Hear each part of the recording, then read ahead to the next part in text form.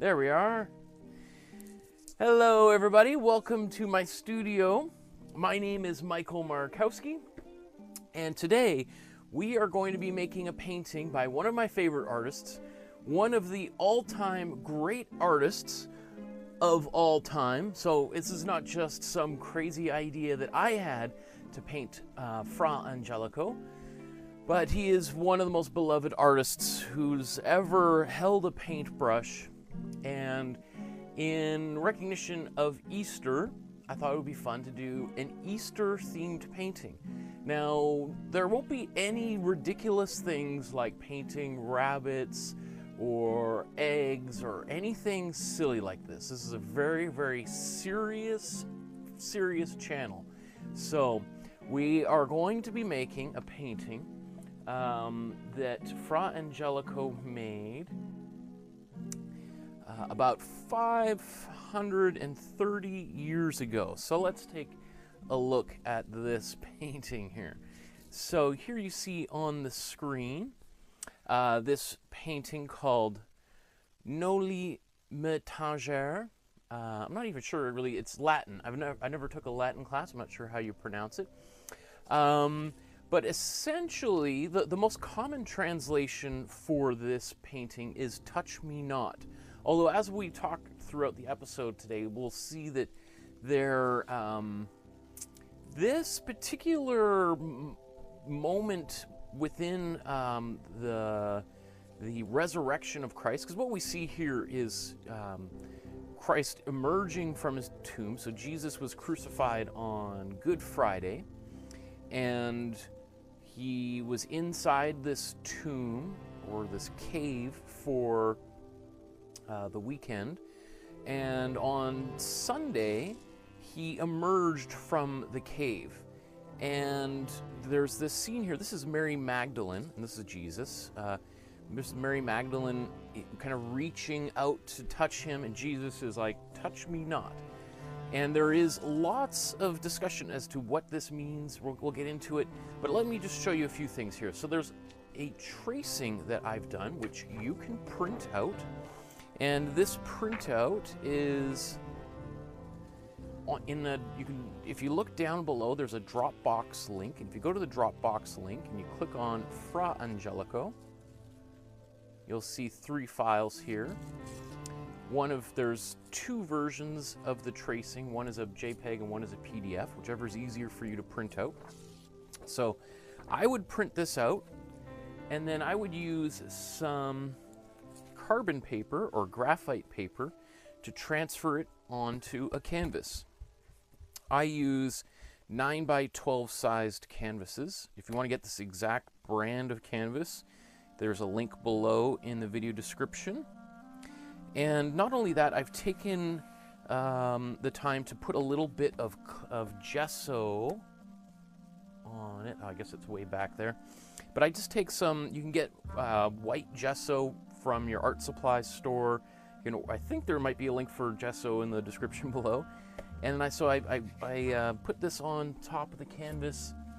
I let it dry. I actually did this just a few days ago. I gessoed about 20 of them, and I put some newspaper down on the floors, and I just have a little assembly line, and I gesso a whole bunch.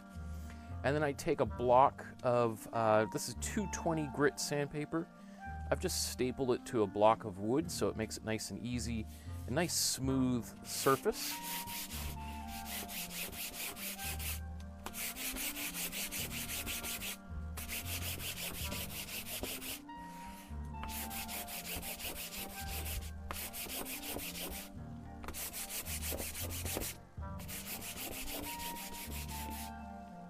Okay, so what this does is this is going to give me as smooth and paper-like of a surface as possible. Now I could gesso it again, and there's some artists who will gesso a canvas 2, 3, 4 times before they're ready to paint.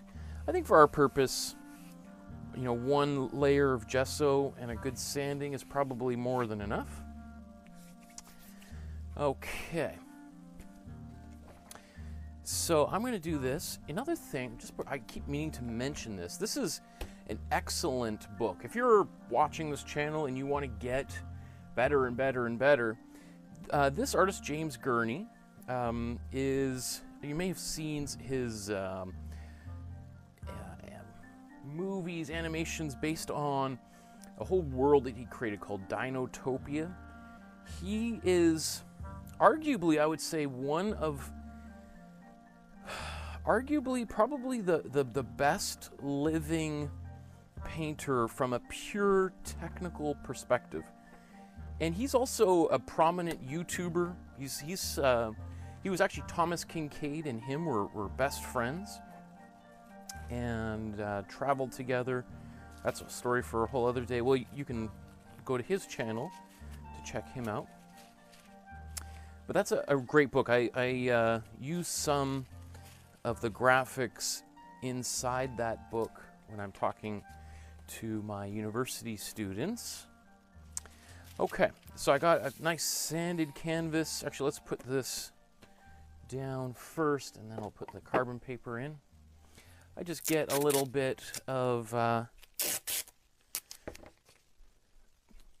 So ideally, especially when we've got lines that are, vertical and horizontal, that are intended to be parallel to the top and bottom of the page, it's a good idea just to take an extra couple of seconds to see if you can get them as well aligned as possible.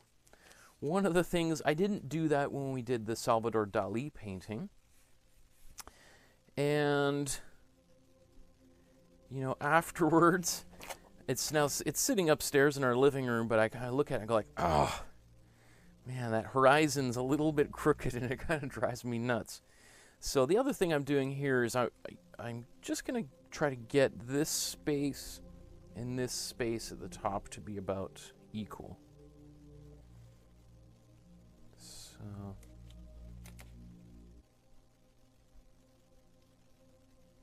I think that's I mean, I could get the ruler out, but you know my feelings on rulers. The less rulers used, the better. We made, I wasn't anticipating it, but we could do a little bit of taping on here, possibly. Let me think about that as we go. Anyway, let's trace this onto the canvas here. I see lots of people tuning in to watch. I wonder how many people are actually going to paint along with me.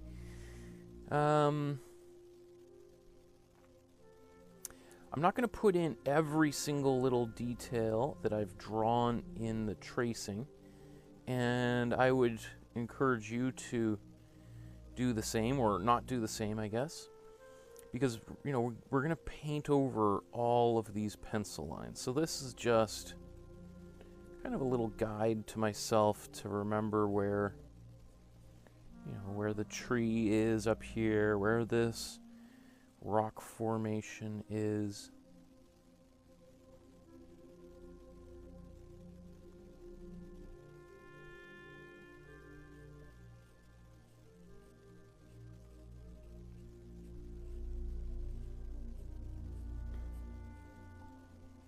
And this could be arguably one of our most detailed paintings that we've done thus far. So in my own mind, as I was selecting this, and kind of what I'm doing with pretty much every single one of these episodes, is there a bit of a challenge to myself to see, okay, can we do a painting like this in about 3 hours? That's sort of my range that I think about these days, because when we first began our Intro to Painting class, I always try to think about, can we get one of these paintings done in about 1.5 hours to 2 hours? Because that's usually when I'm teaching in person about the length of each class. And honestly, about the length that most people can sit still.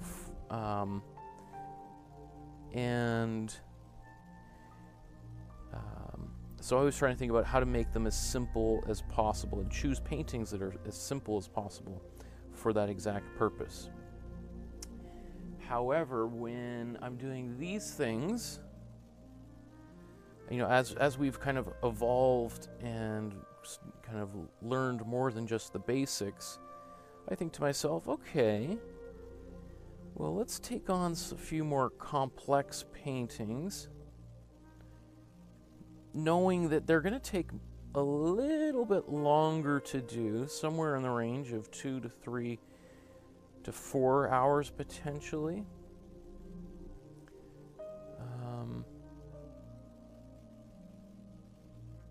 And I know it takes some people a little bit longer and some people go a little bit faster. And, you know, there's nothing wrong with that. I mean, with a painting like this, Fra Angelico, who, you know, was a Dominican monk in Italy, a friar, he, you know, it's not that he didn't have a lot of things to do. You know, friars keep themselves busy. But I think, you know, life back then was a little bit simpler. There was no Facebook and, you know, 200 channels on the television, and every single book ever published within, you know, a couple seconds download onto your phone, etc. So he would have had a little bit more time and far fewer distractions to create some of these paintings. So it wouldn't be uncommon for an artist like Fra Angelico to spend, you know, 2 or 3 years painting one painting.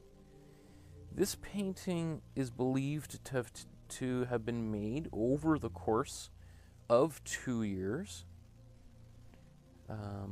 and you know, it's because of some of the intense amount of detail that is in the picture. So that's not surprising. So we're not going to spend 2-3 years working on this painting, obviously. We are going to get this painting done within, ideally, about 3 hours, which is about, you know, if she's willing, the length of time that our daughter naps. About 2.5, 3 hours. And then after that, we'll do another Easter egg hunt. We did a small one just about an hour ago.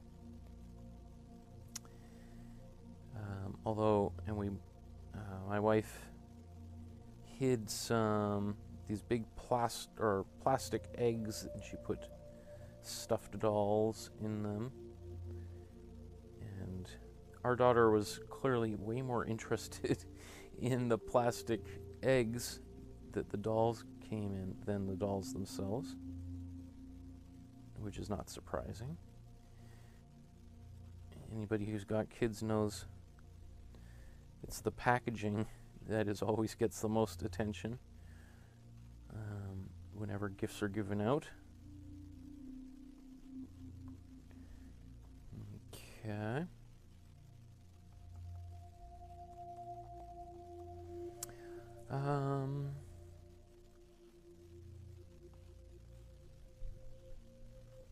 Yeah, so I want to be able to have a little bit of a part 2 to the Easter egg hunt this afternoon.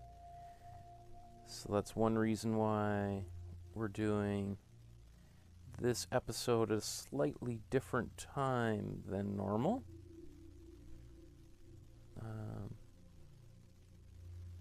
So that I don't miss anything here.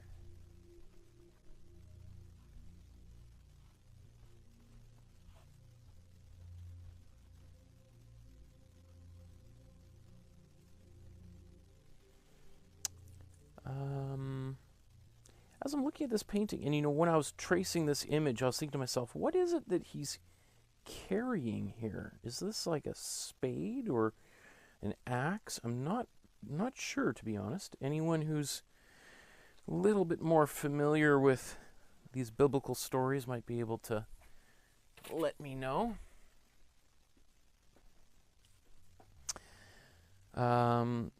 This takes place or inside of like a garden.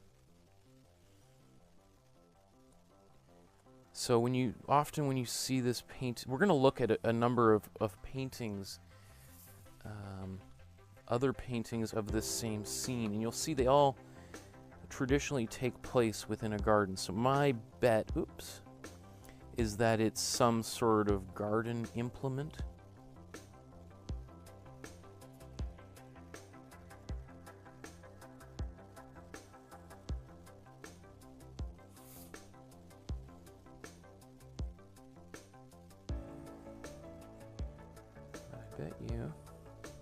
I wouldn't be surprised if there was a more complex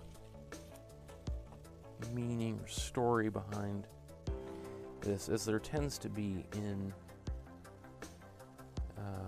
religious art. There's always these hidden meanings, double meanings, which is I think one of the interesting things with religious art is often, it was made to be appreciated by people who were illiterate. Remember, most of the people, even 200 or 300 years ago, were totally illiterate. It was really only a very small number of people within at least Western culture that were able to read and write. Okay. So, got our tracing in here. Deborah says, Salvador Dali would be proud of your crooked horizon. Just a happy little accident. That's...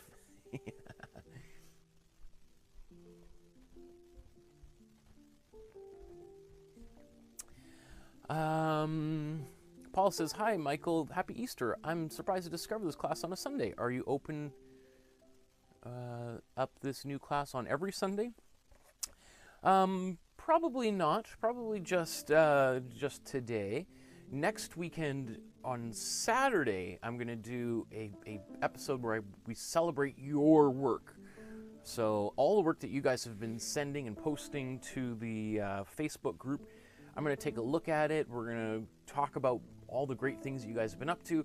And I'm going to give maybe some suggestions, which you are welcome to take them or leave them, about how you could possibly improve some of your paintings. So if you haven't finished some paintings or you haven't uploaded them, you want to get those up onto the Facebook group, the sooner the better. So let's just put a few things away. I quite like these. Afterwards, our daughter's a little young to color on them right now. She's still just playing, just getting crayons in her hand. She ate half a crayon the other day, which is a little bit terrifying. But I don't think she's the first child to chew on a crayon. It all came out on the other side the next day, which I guess is a good thing. What they're supposed to do.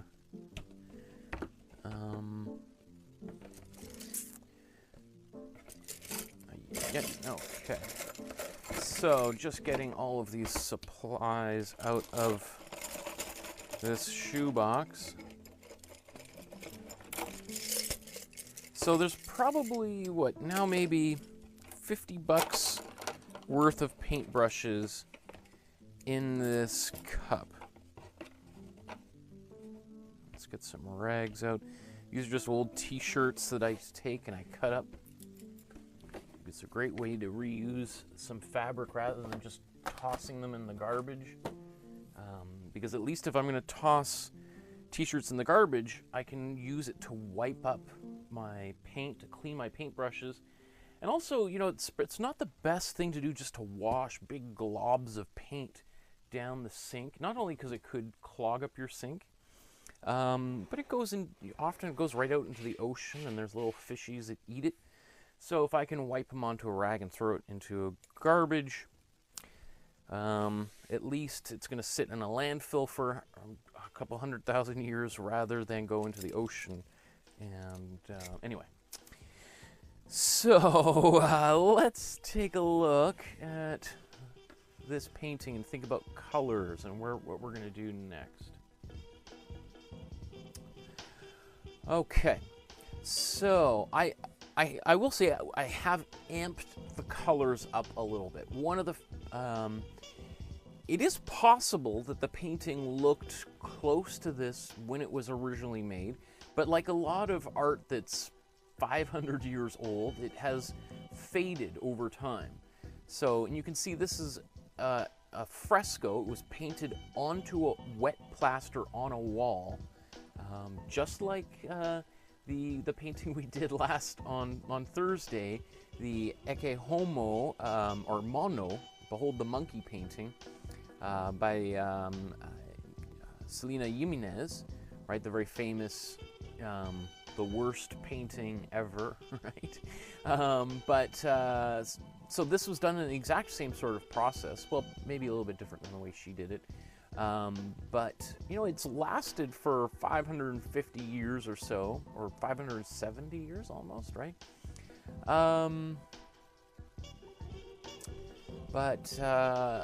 It might have been painted like this, but probably faded a little bit. Remember, artists are using totally organic compounds and pigments to create these paintings, so it's not surprising that things made of berries and beetle blood and that kind of stuff would deteriorate. So the color that I'm thinking we're going to paint is probably a warm yellow, like we've painted a number of times. In fact, let's just squeeze that right on here and get the process started so I can babble and babble while this is drying. So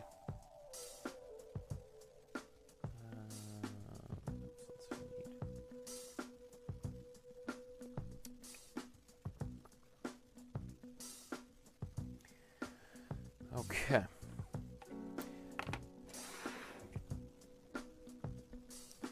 So I'm just going to get some water on my palette. This is really one of the only times I ever use water when I'm painting with acrylics, is when I'm doing this underpainting. Thins it out a little bit.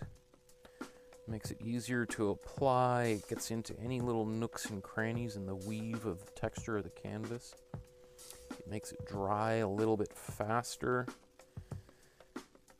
And by making it a little bit thinner, it's less opaque, it's more transparent, which means it's also going to sort of optically mix with the white of the canvas and lighten up a little bit. So it won't be quite so yellow. It'll go, it's like as if I added a little bit of white into the paint, except that if I actually added white into the paint, I would cover up all of the pencil marks, which I just spent 15 minutes tracing onto the canvas so carefully, right?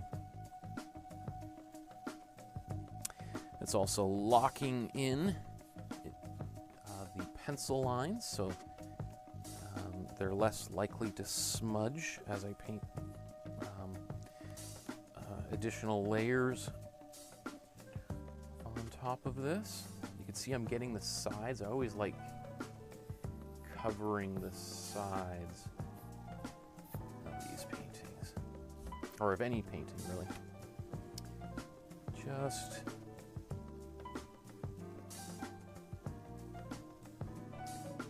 makes it look like I've really thought of the painting as an object, as in and of itself, and not just an image, right? We are making a painting is an object that is going to be hung on a wall or put into a frame, and I think it's a good idea to really just kind of give it a little bit of extra love.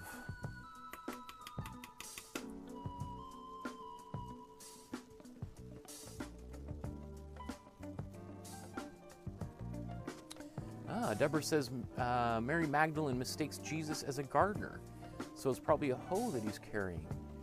Very interesting. I did not know that part of it. I didn't think about that.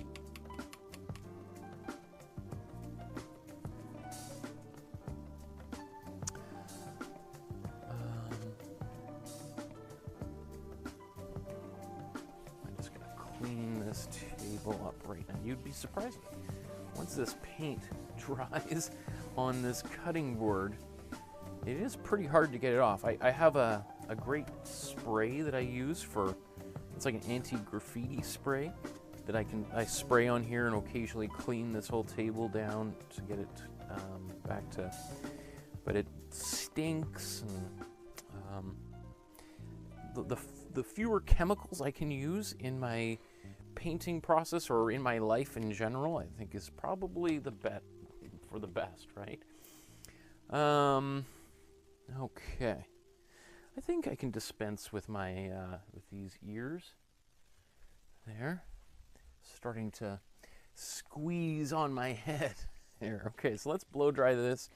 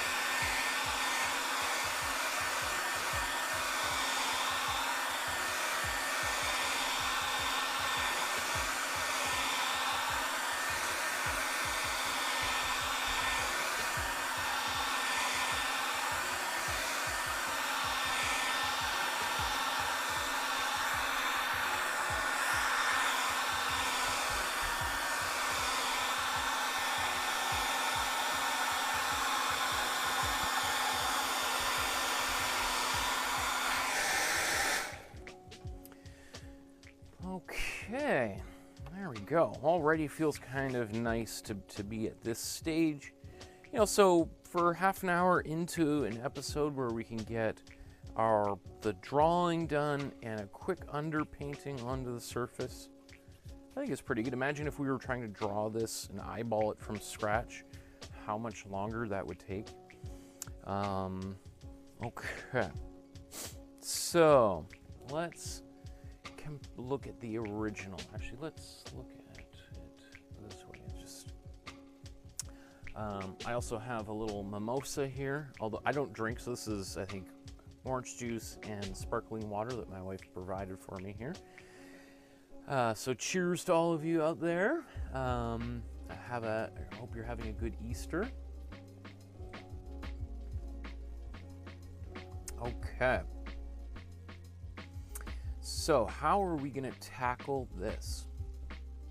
Well, what I'm going to probably start out by doing is just, as I always do, is I'm going to start blocking in the basic colors here.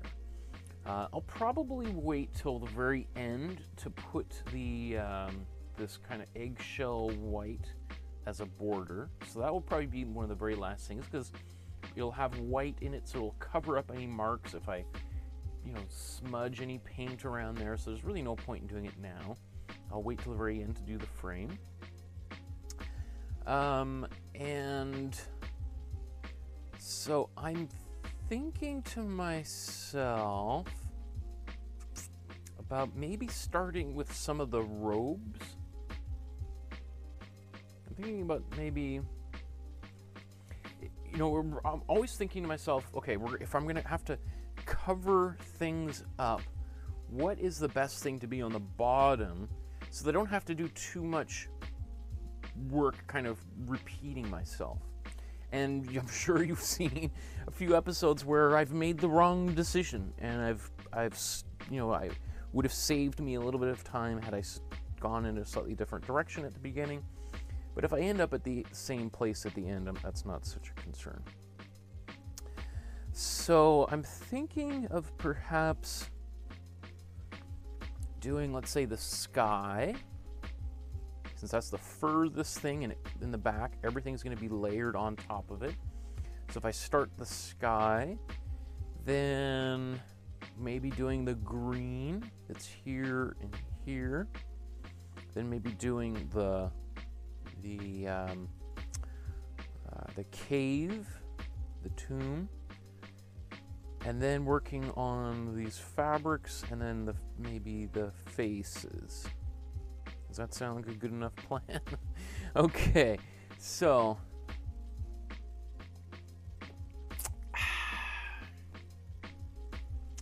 which brush should we use here?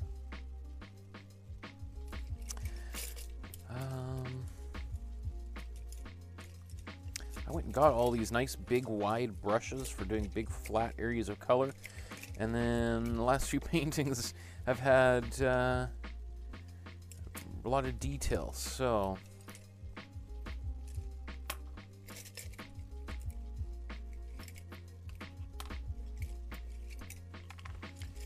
I love these type of flat brushes. All right, because I like being able, when I'm painting, to go and then turn it up onto its side and get a pointy kind of, I can get, so I don't have to switch my brushes as often.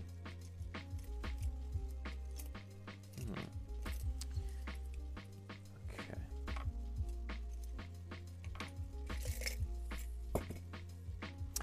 So let's get some paint on the palette now.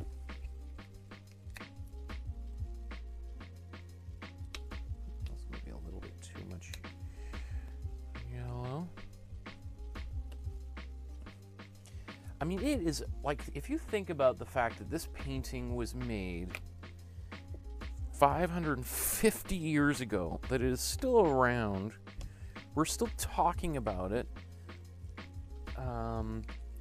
It's just remarkable, like that this artist, you know, was a clearly very talented artist, like in terms of the way he was able to express himself, but clearly also a technically, like a craftsperson.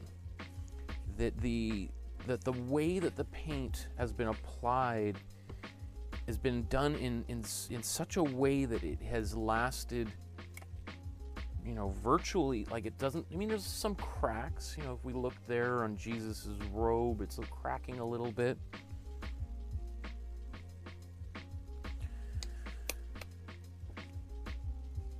But just think about all the things that we have in our houses right now that have lasted a couple of years, and you got to return it to Canadian Tire or Amazon or whatever because it's fallen apart. Okay.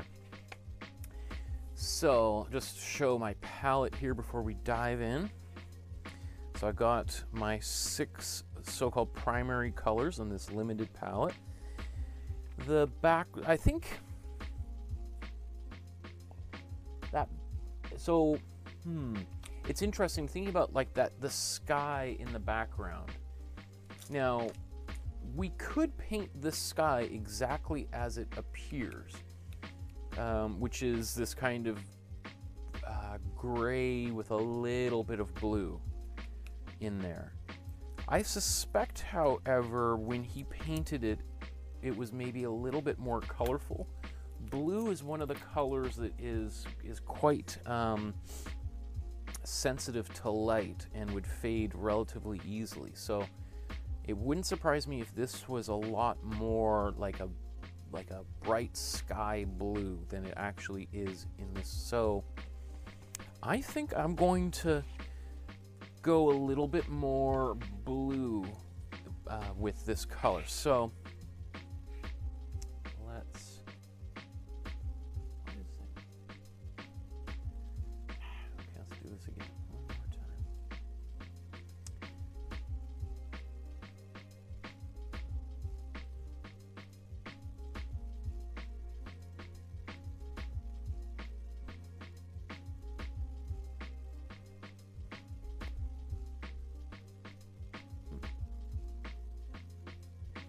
Okay. Sorry, just wonder if this is a little glitch. I'm just going to close this. Reopen it.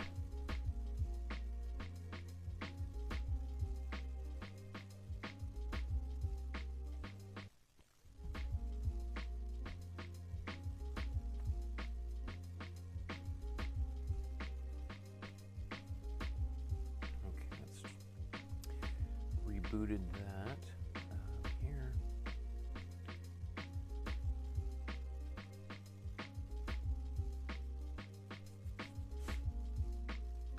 There we go. Goodness. Okay. So what I'm going to do is I'm going to put a cool blue with a little bit of white in there, and we'll put that directly into the background. So let's put some white here, a little bit of blue.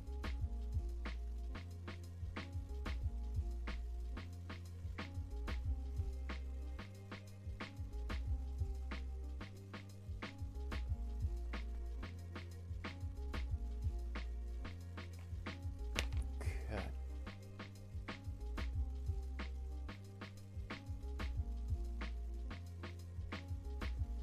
So I'm going to paint over my pencil lines a little bit.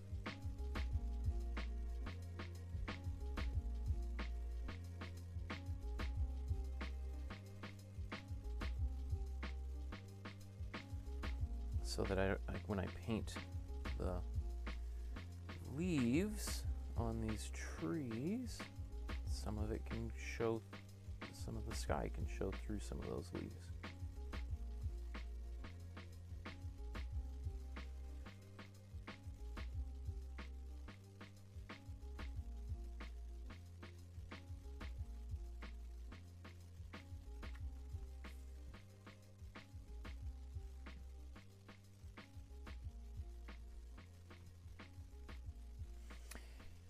Now you can see my sky right now is, you know, some of you might have thought like, whoa, I thought we were going to paint this like really blue. That almost looks like just white.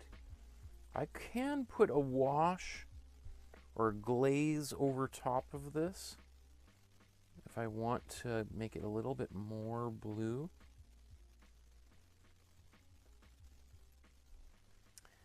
But that might be pretty good.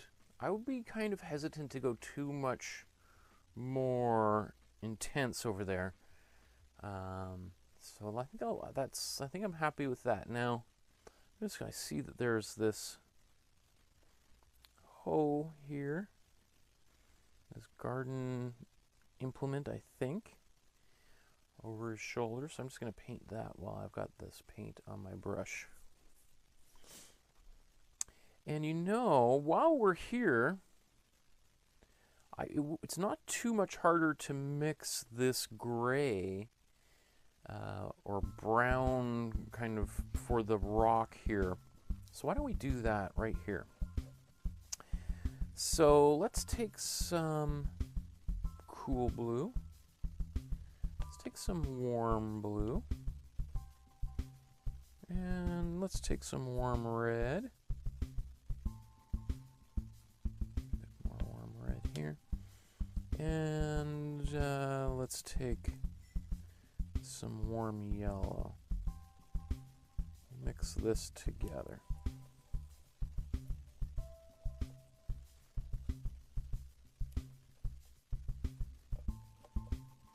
Right, you're like, oh, it just looks like a big, messy, ugly purple.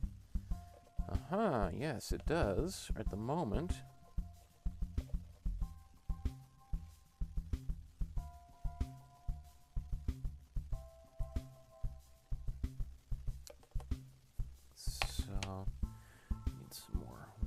yellow.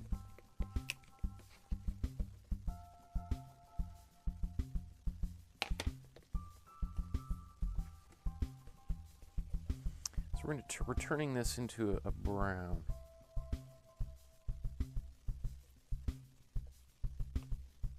Or kind of a grayish brown, I would say.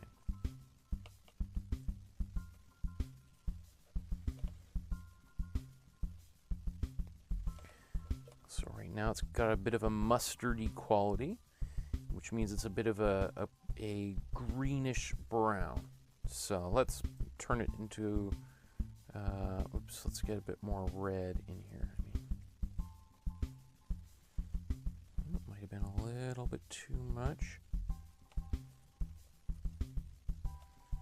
Well, let's take a little bit of blue in there.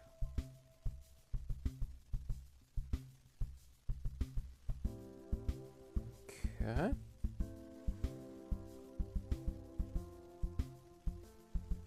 Now let's take some white. Mix this color in here.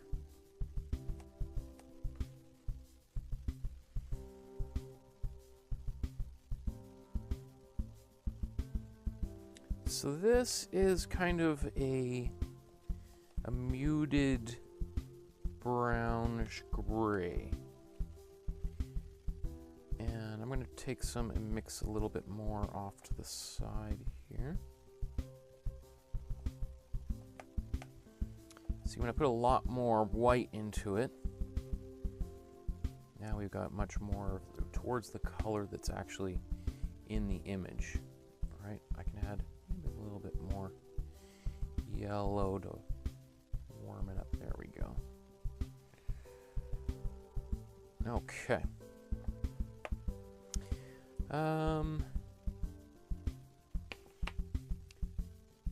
I'm going to move to a smaller brush now. Take this lighter color and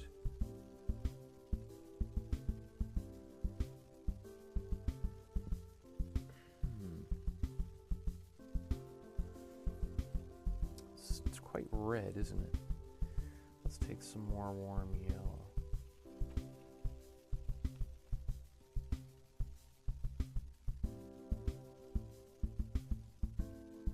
In fact, I'm just going to brush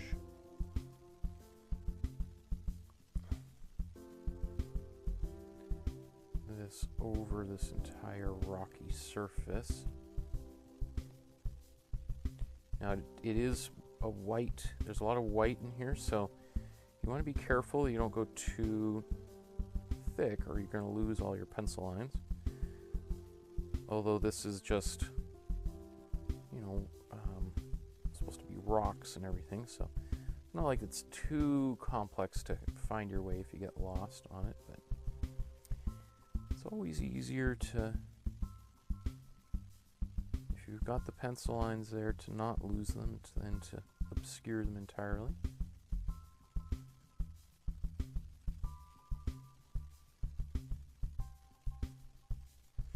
It is really difficult, even for myself, at this stage of the painting, to really know what the right, accurate colors need to be. That's why I don't really, you know, fret over how I mix the colors at this stage. A lot of this is just like placeholders, because we've got this like bright yellow as our underpainting, and so that is going to really shift how we perceive any of these colors, right? They're really dominating. It really overwhelms everything else, and it mixes with these colors. I'm going to paint. I'm going to take this darker color and just paint it inside this opening. You know, I'm going to paint this, I think, blue later on, but I'm just going to put this darker brown in here. Yeah, so it's very hard to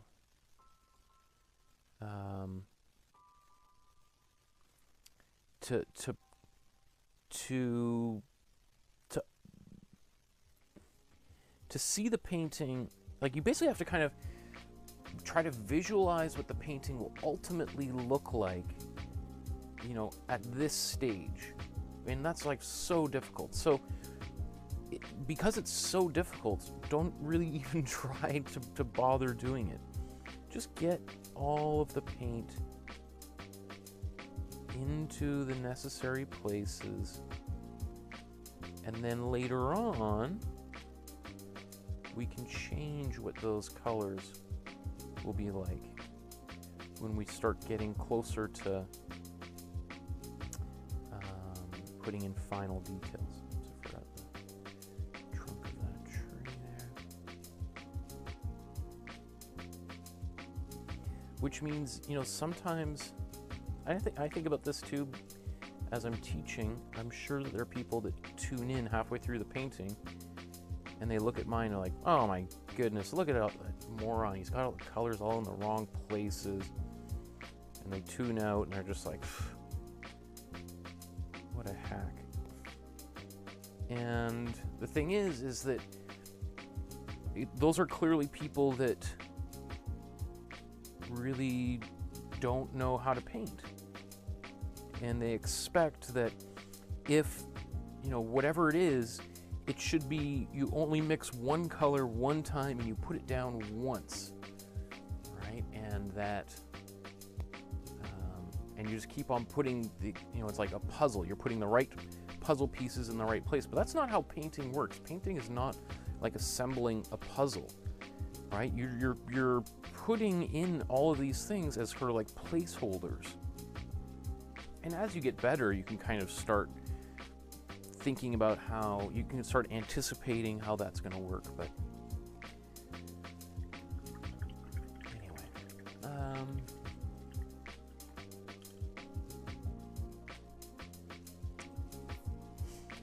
let me see. Deborah says, also, Michael, it is at sunrise, and there's a little hint of the sunrise. Oh, that's cool. So maybe we could put a little bit of yellow and orange, kind of like what we did with the Salvador Dali Persistence of Time painting we did last week. So maybe we could put a little bit of cool yellow over top of this blue. We'll do a little glaze of that.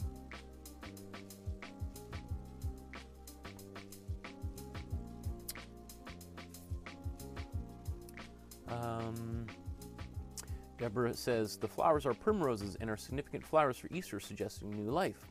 The first life of spring. Very clever of him. Those look like primroses which flower close to the ground with small stems. Ah.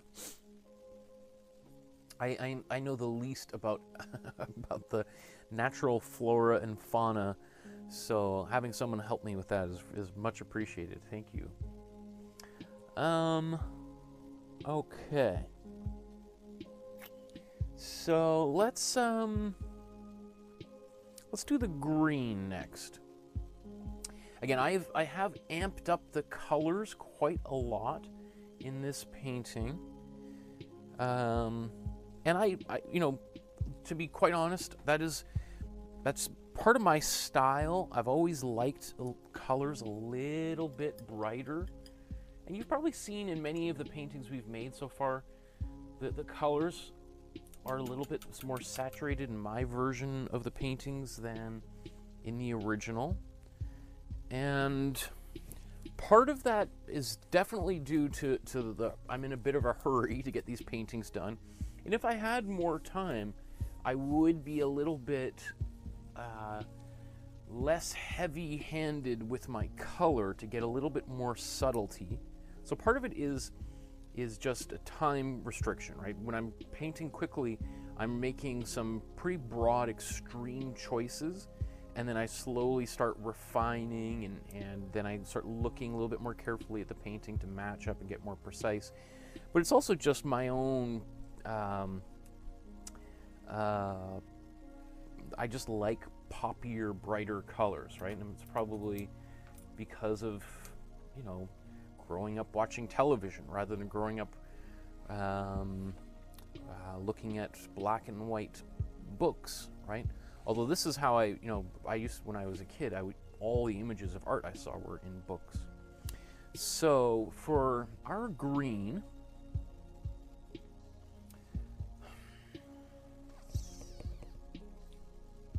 let's take a look at our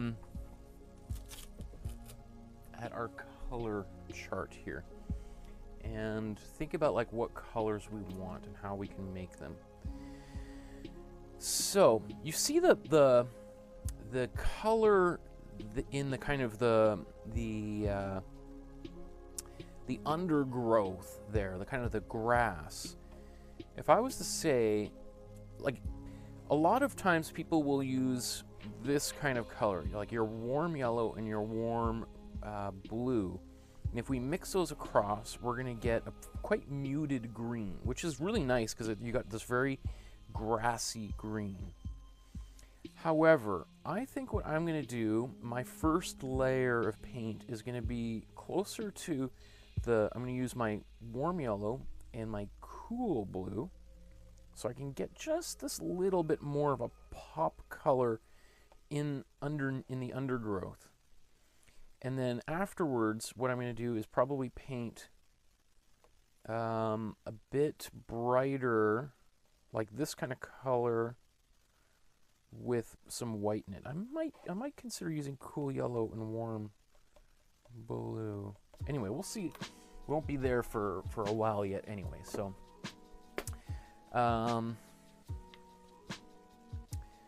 what did I say?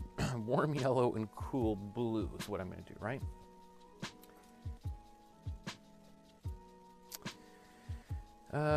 Where should we mix this? Let's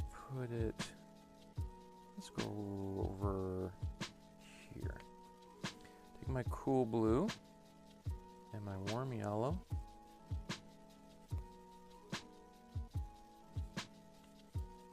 I need a bunch more of it. And it'll be kind of mostly, or it'll be actually probably about 50-50. Oh, look at that.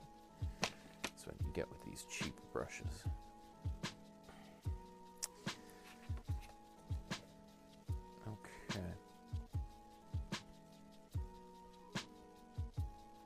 More blue into it just to darken it a bit.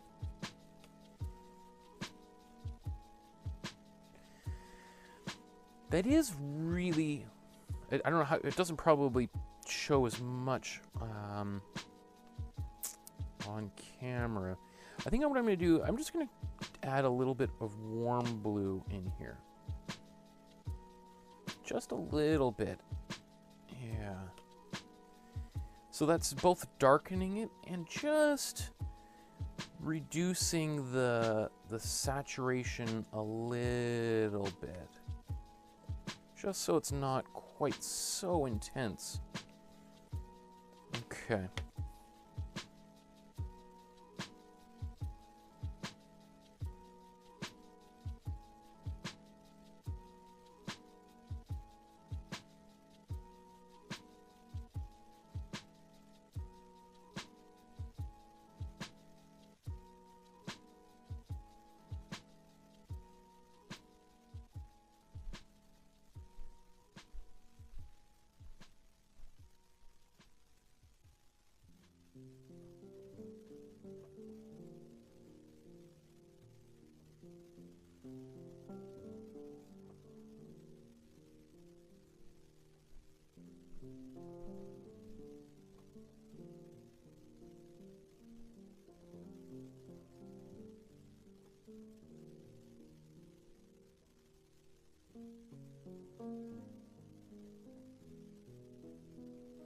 Now, obviously, I'm covering up a lot of these pencil lines that I had put there in the grass. I could do a thinner application of paint. Oops, since I just painted over his foot there.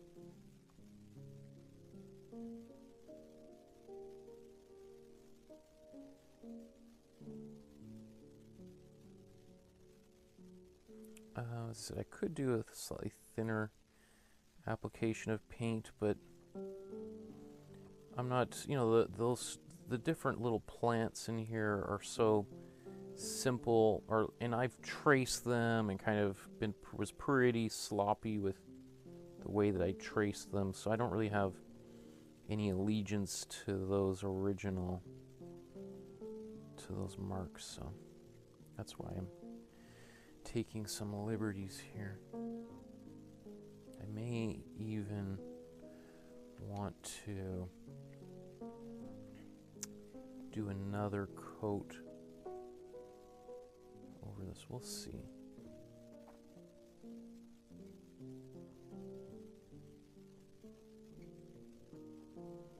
So if you're curious, what I might end up doing, I was thinking this morning, is I'll probably paint all of the flowers and everything with a lot of white in them, and the other grass, so it really pops off this dark color for the grass.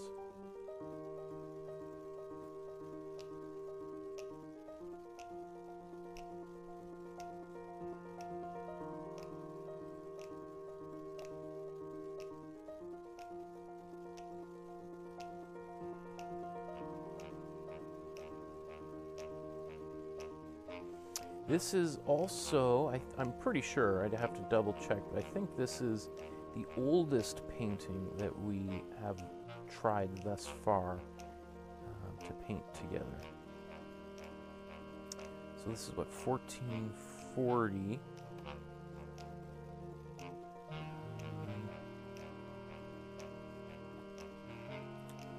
Mona Lisa was, what, I think 1510 or something around there. I would think that was the next oldest painting we've done.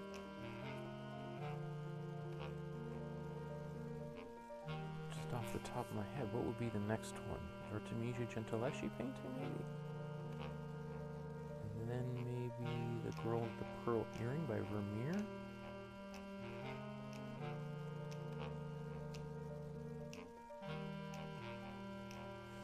So you see how now putting in this green gives us a lot more clarity as to the other colors on here. Right now we can see the rocks and their color a little bit easier.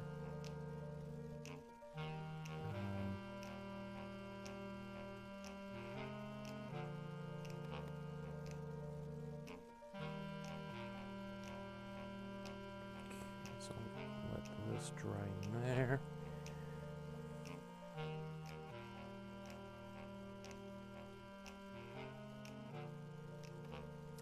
This painting, what is interesting is it exists right at the beginning of mathematical perspective, or geometric perspective. So there's a little bit of early perspective use in the doorway here.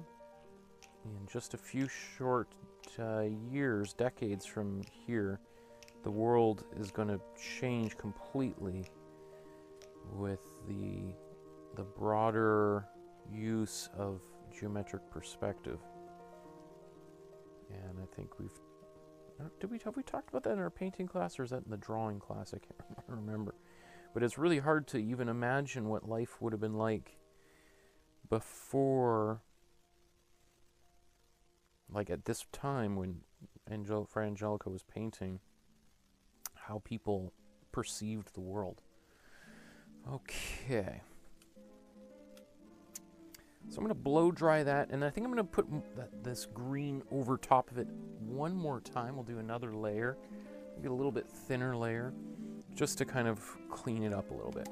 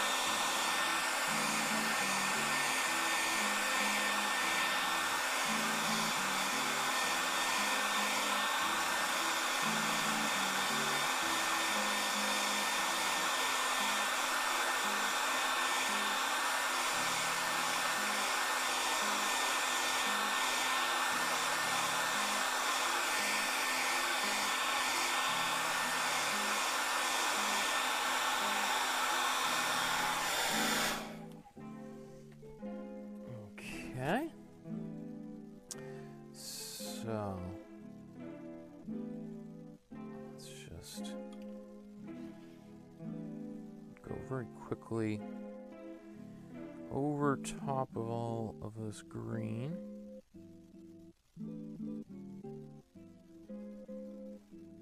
There we go. It just makes it look that much cleaner. And of course, we're going to paint other things over top of it. There's going to be white in these robes and all that. So if we do end up painting over, you know, part of the body or whatever, fingers and feet, have no fear, all of that. That's why we're doing this first, so we can be kind of sloppy right here, which is why I like this part of the painting process. I think is fun because I can take a lot of liberties with the, you know, the way that I apply the paint, and be a little bit sloppy without any kind of fear of ruining anything.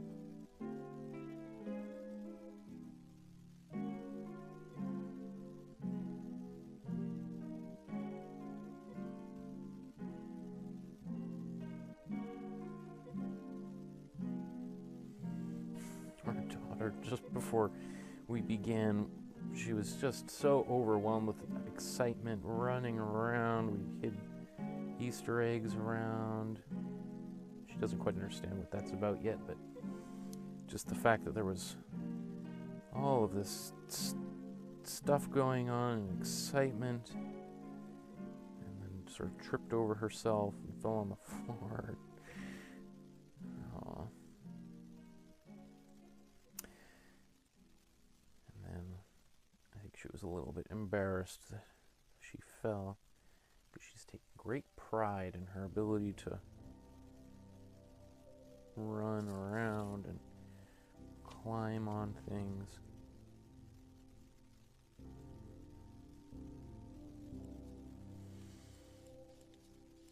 I remember how old was I? About 17 or something. I remember going to France on an exchange, and I remember we went to, where were we? Was it Nîmes? N-I-M-E-S? This old French town with this great old castle fortification. And I remember there was, like, the rest of the class was sitting on a school bus waiting, and I don't know what I was doing, making a drawing or something, and I was late to get on the bus, and like running across this street, and I don't know, took a big fall and spill. And, you know, it's like big tourist attraction, so there's like hundreds of people, thousands of people waiting in a line. Here I am, just kind of run and fall in front of everyone. I tore this sweater, my dad's sweater that I basically stole. I think it was one of his favorite sweaters, and I loved it so much because it looked super cool. Old-timey kind of thing, like a 60s hippie kind of thing. And I tore a hole in the elbow. And even though I was in pain, just got up and kept running. Didn't want anybody to see me wincing in pain, right? So we all do things like that because we don't want anyone to see us at our worst, right? So I see Deborah has had to leave because she's got a Easter dinner over Zoom. That sounds cool. Oops. As you can see, this brush has failed on me. I have to use some of my Gorilla Glue to reapply that. You get what you pay for, you know, 10 brushes for $15 or whatever. How about, you know, we've seen we can make great paintings with simple materials. A little bit of something like that happening is not too bad. So that is obviously much darker than his painting. A little bit out of focus, or is that just me?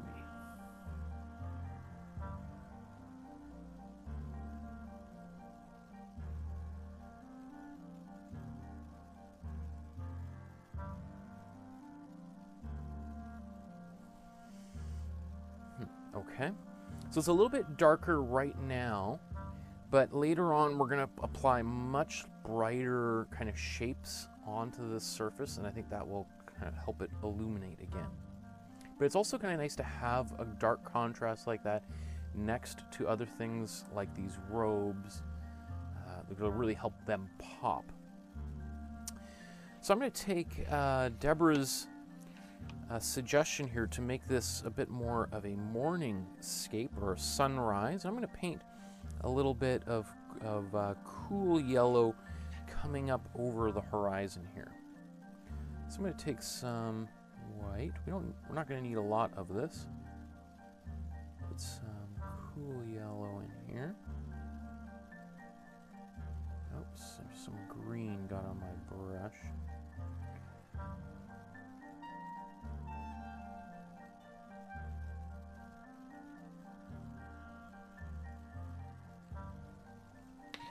Okay, it's going to take a bit of glazing fluid here.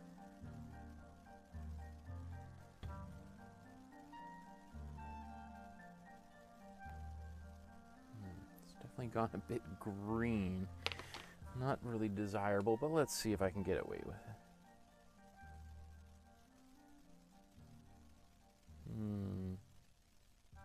I think I might have to mix it again. You know, so if this happens, you know, it's frustrating because right now this looks a bit like, I don't know how well it shows up on the screen, but it has a bit of a like glow in the dark yellow quality, which, you know, if that was the color I wanted, that would be pretty cool. Let's just look at this again. Probably doesn't look too different there, but so I put a little bit of glazing fluid on there just to kind of make it a little bit more transparent and easier to blend.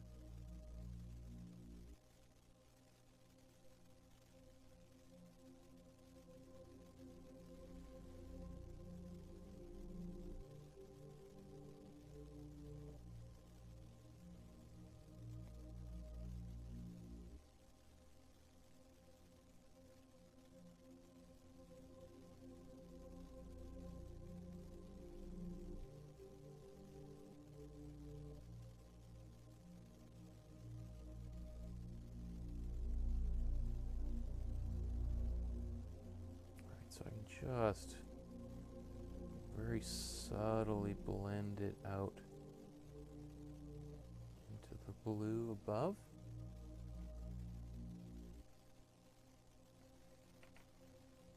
All right, if I want to make it even more of a blend, I'm just going to add just some glazing fluid all by itself. And I'm going to just wipe most of the paint off my brush. Not entirely, but just so I've got a little bit of the paint that was on my brush and glazing fluid. And I'm just going to do a little bit more in between these areas here.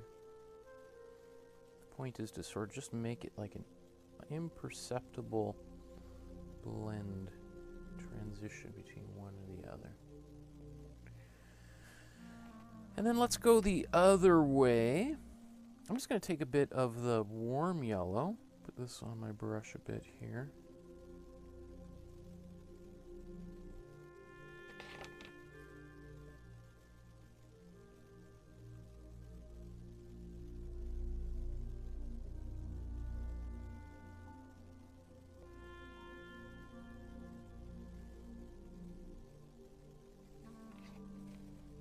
Maybe just need a little bit more cool yellow. Just trying to make it more yellowy down in here.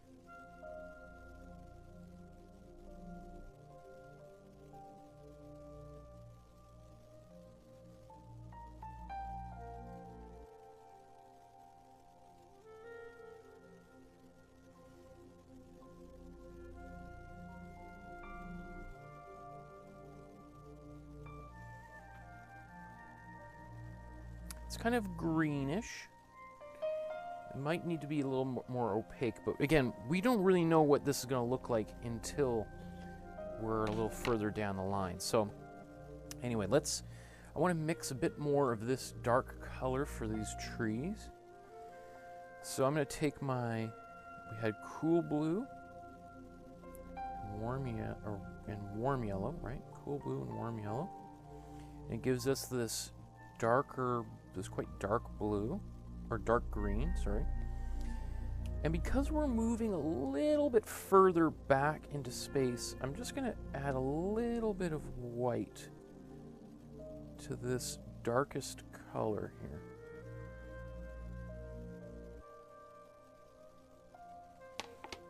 Okay, and I'm going to paint it all over here.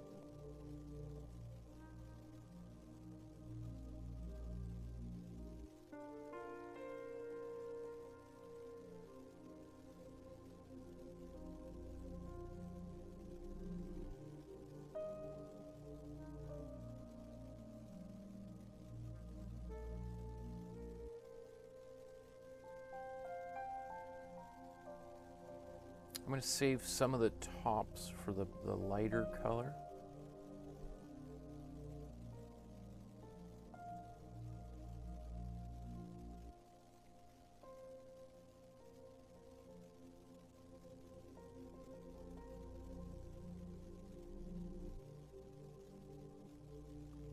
For a lighter green, I mean. So this is just trying to get like the darkest, the thickest part of these trees.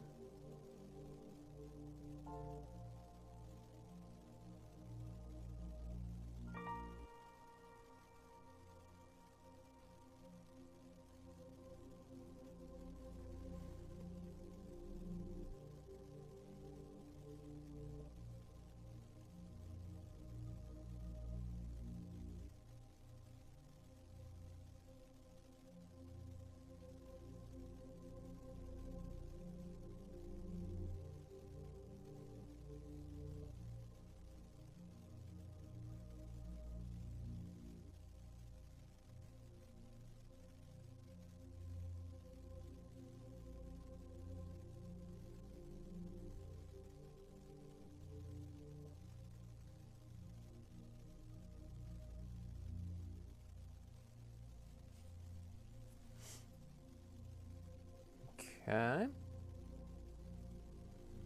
That's pretty good. Maybe I'll just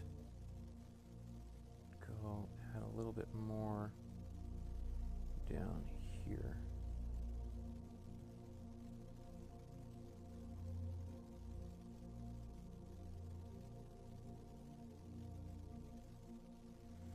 This is where it's darkest.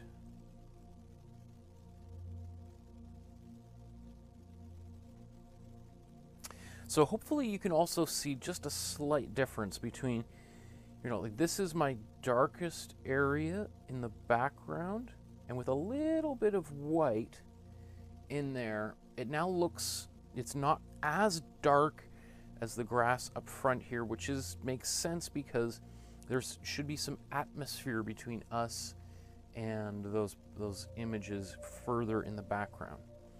Now, that gets into a whole other thing about perspective and how people of this period of time perceived things. I don't think they would have, I haven't really thought about it too much, how much atmosphere they put into their paintings to create depth like that, because they didn't really think of or at least they didn't appear to be really thinking about space in the same way that we do.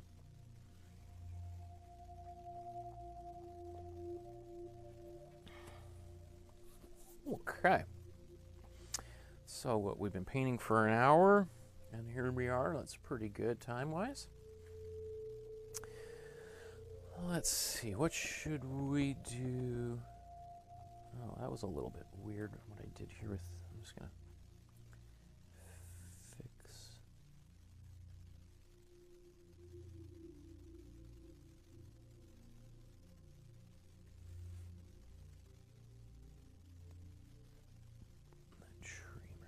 Okay. Okay, let's pick up the pace a bit here. So let's do this. I gotta replace a battery for the fire smoke alarm. Just chirping there. Ooh, that's kind of gave me a little bit of a jump. Okay, so I'm gonna mix a kind of a brown, a yellowish brown for the fence back here, and I can also use that same color for the robes, or for Jesus's robe. I'll add just a lot more white to it, and for some skin tones. I think we're at that stage here. So let's take some of this yellow. Actually, we've got this blue in here, so we'll take this color. Let's take some warm red, warm yellow, and a bit of warm blue.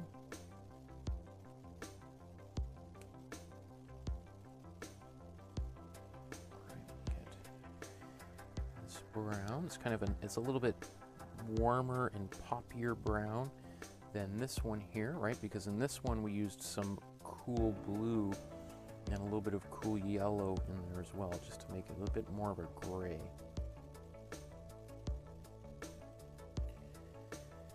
So this is good. I feel like we want it to be a bit more yellow.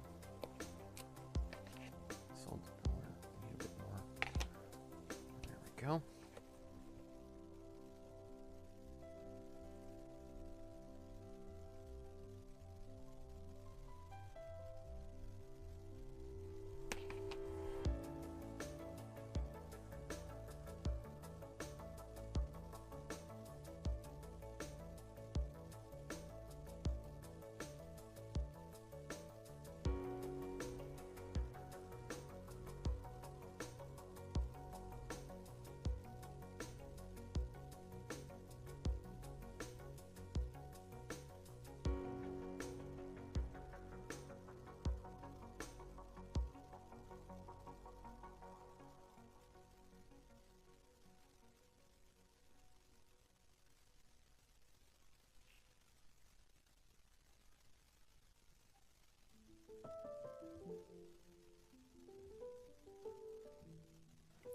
Okay. Just gonna take this same color and put it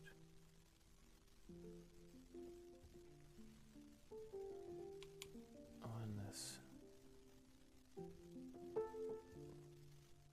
pole instrument that he's carrying here.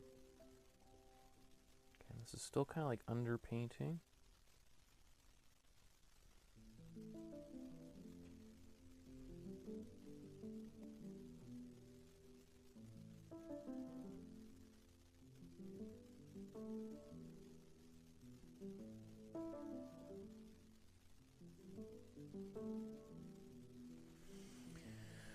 Okay, and I kind of like this same color for these kind of halos.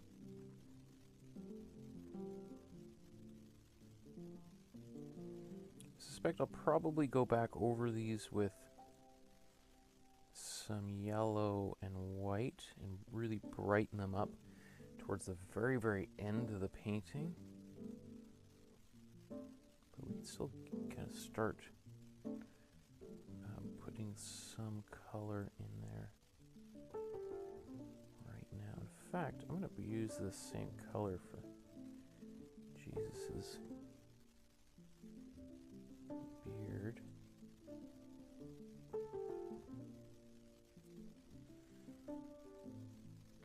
Okay. Anywhere else I need this color at the moment? I don't think so.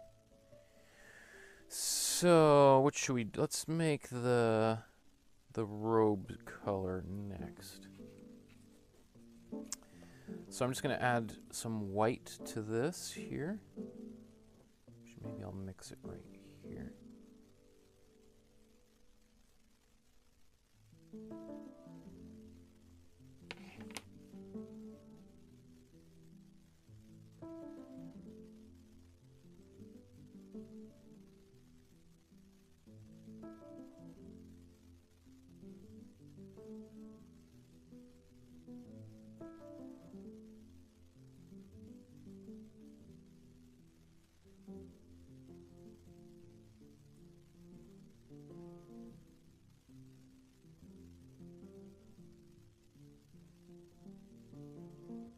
we can just go around and start cleaning up. This is why I always kind of advocate painting a little bit over some of the pencil lines with your kind of backgrounds. Is when I come in with the foreground, I can just paint over it, and by doing so, clean it up.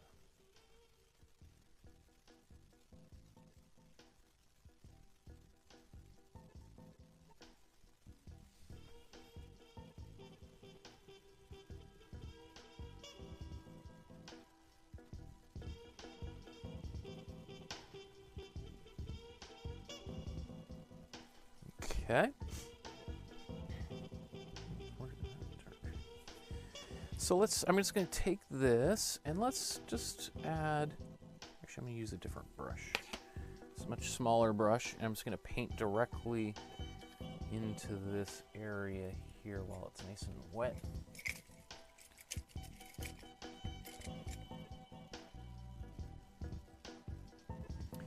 So I'm just taking the same color, but adding a bit of darker brown to it. And then I'm just going to go over some of these folds here.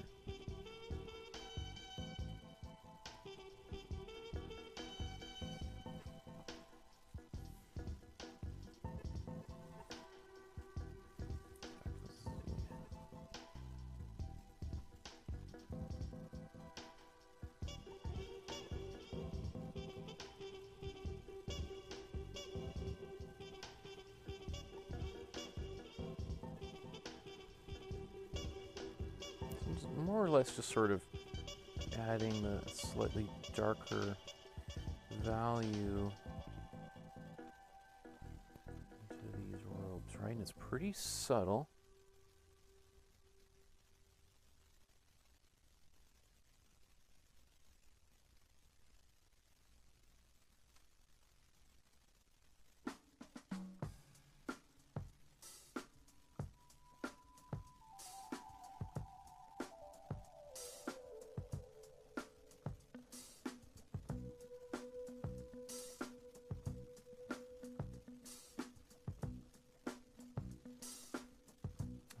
Just start creating a little bit of volume here.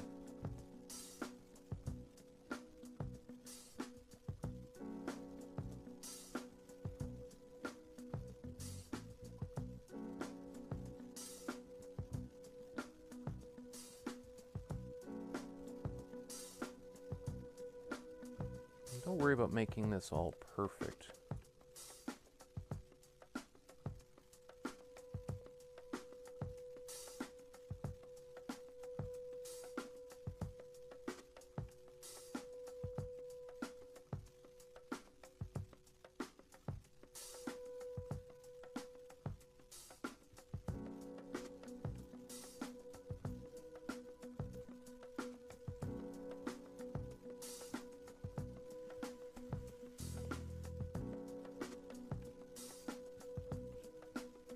Okay, cool.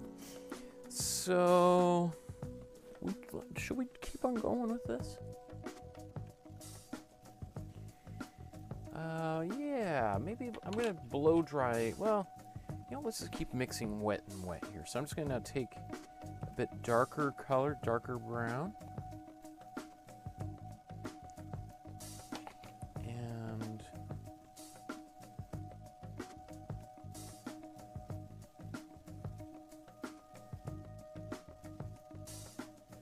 Go over some of these areas, not all of them.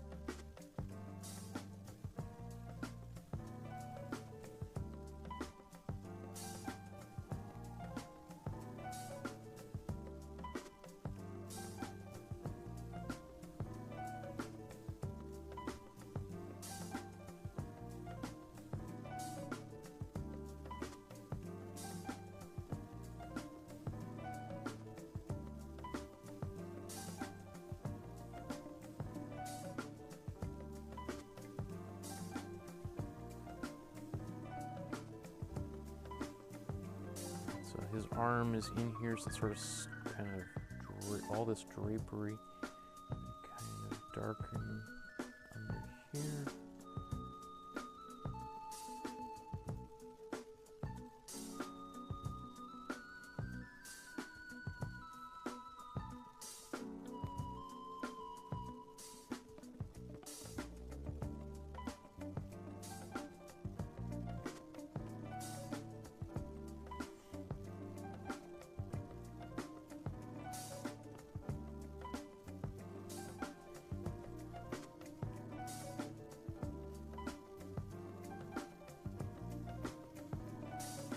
I think we'll continue that later.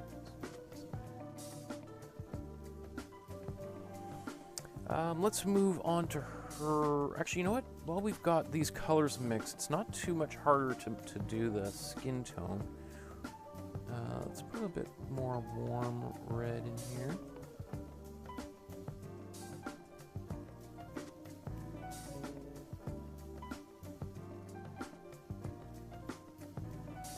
Actually, we'll just mix it right here.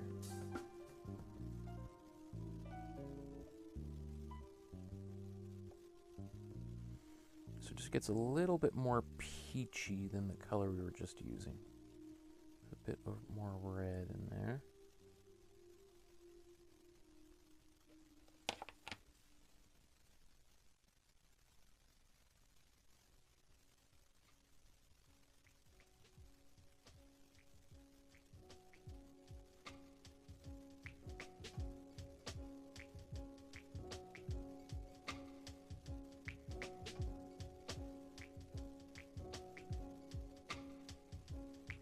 So I just want the general shape here.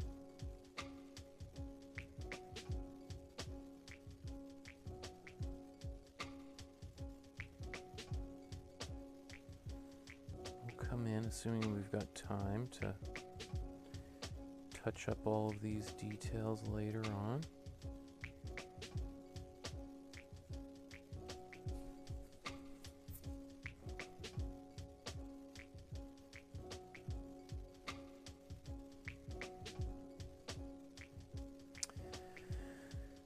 Because those facial details are going to be a little bit tougher for some people, so I don't want. That's what also we're not going to focus too much on making this perfect, right? Okay, let's do her robes.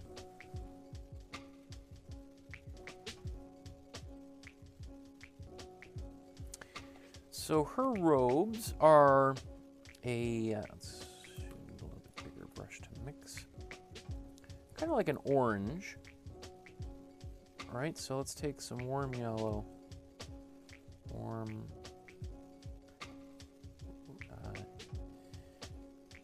yellow and warm red. Oh, we're zoomed in quite far, right? So that's right.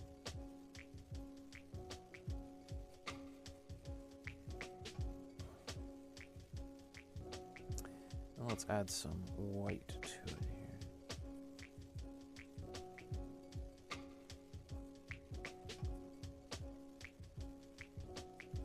So it's neither pink nor peach. If we wanted to get a little bit, if we wanted it to be pink, we would just not add any yellow to it. And if we wanted it to be more peachy color, then we would actually add a little bit of blue into it to make it a bit more of a brown. Okay.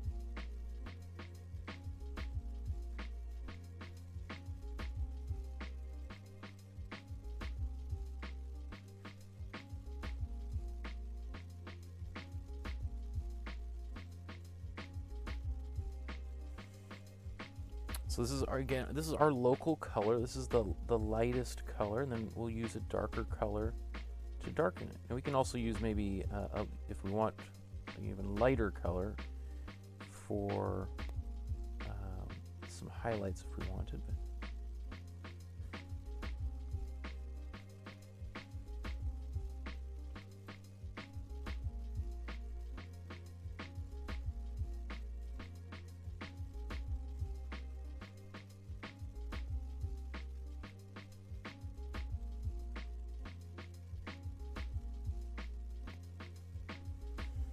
I forgot his feet down there, darn it. Okay. Before I move on, let's say that she has bare feet too. I don't know. Let's put that color in there.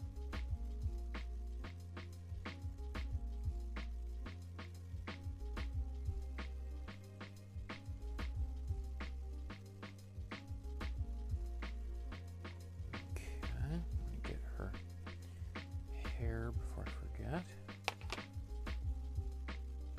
Well, I kind of do like that yellow for her hair.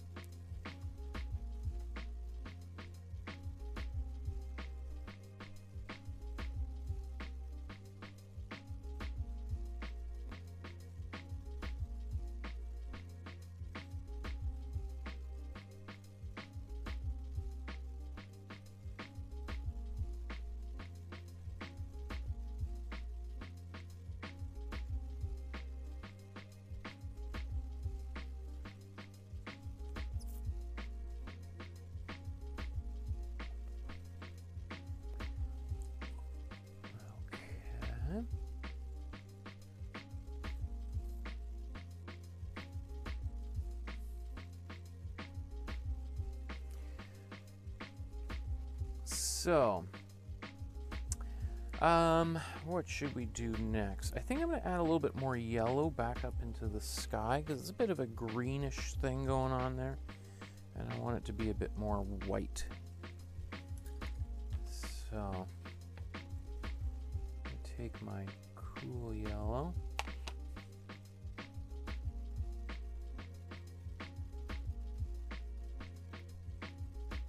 That's a little too intense.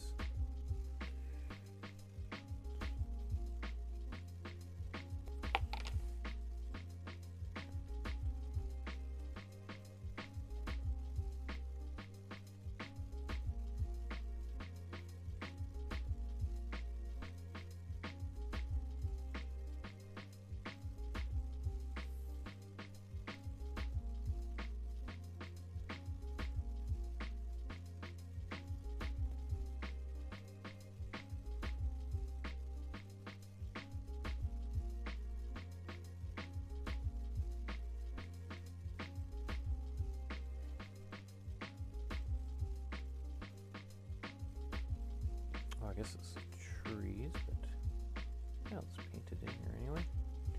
We can always change this painting a little bit too, depending on how it starts to evolve, right?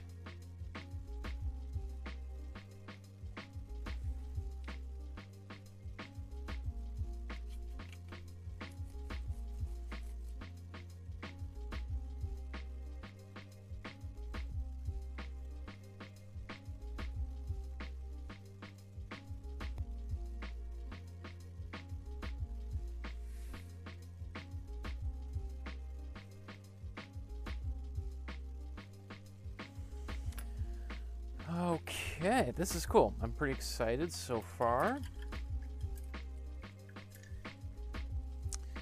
Just take a second just to wash some brushes.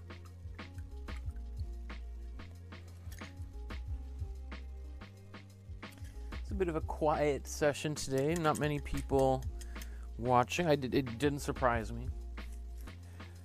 I just thought, I know that there's not everyone has an opportunity to go and travel and meet family, or really you shouldn't, but and also maybe not everybody has family that they can Zoom with, or some people might be working. So I thought it'd just be kind kind of fun just to give everyone an opportunity, some place to hang out during this kind of strange times. Okay, what should we do next? I think let's do her robes. Let's I'm just gonna take, so we had this was the warm yellow and warm red with a little bit of white. So let's just go in here and add a little, we're just darken it a little bit. And then we'll go, and just like we did with Jesus's robes, we'll just look for areas where it should be a bit darker.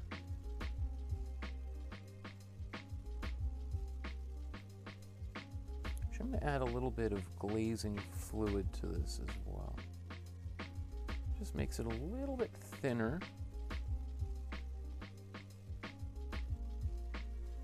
I think it's going to help blend those colors together. Just, or not blend them, just a little bit more subtle use of this color, so it's not quite as opaque and strong.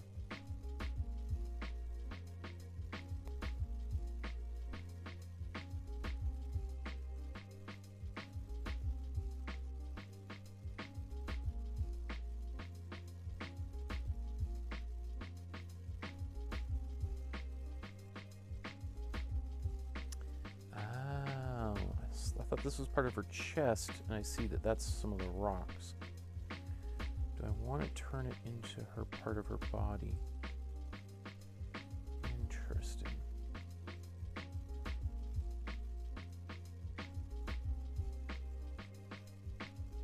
See how I can kind of just take this, just keep on kind of blending it out until I get a softer transition.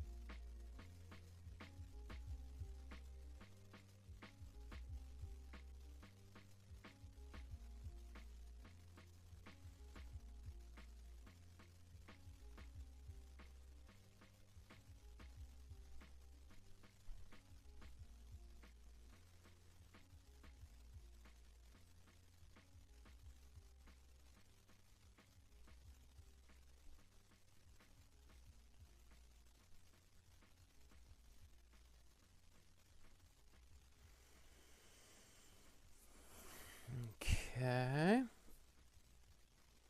let's do that again. Just going to take this same color, let's add a little bit more red right into it. So it's just slowly getting darker and darker and darker.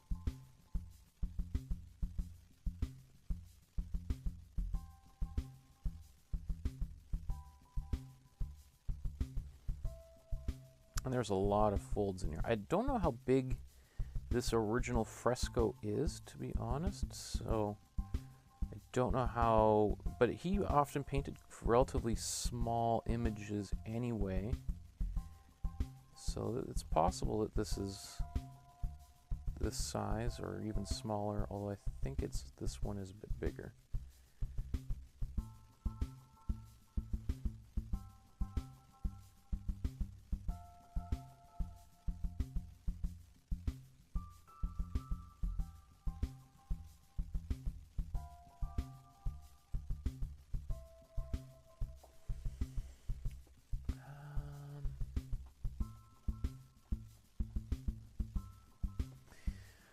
Okay. Cool.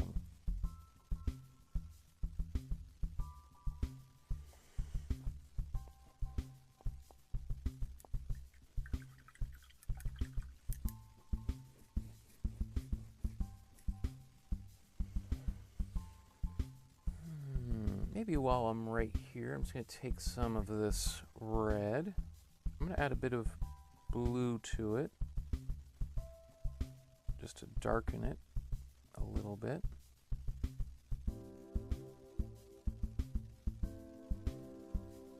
See how it goes like a real dark carmine red there.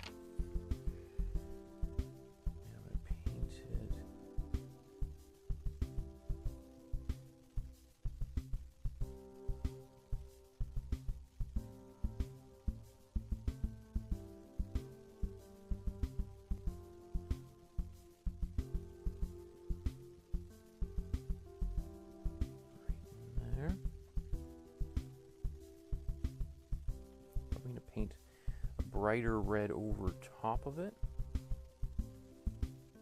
That's good there. Anywhere else? I've still got this darker color. Maybe I'll just sneak it into some of these folds and just add even more depth.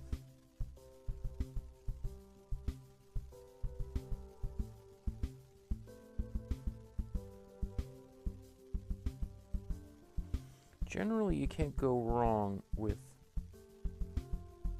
contrast.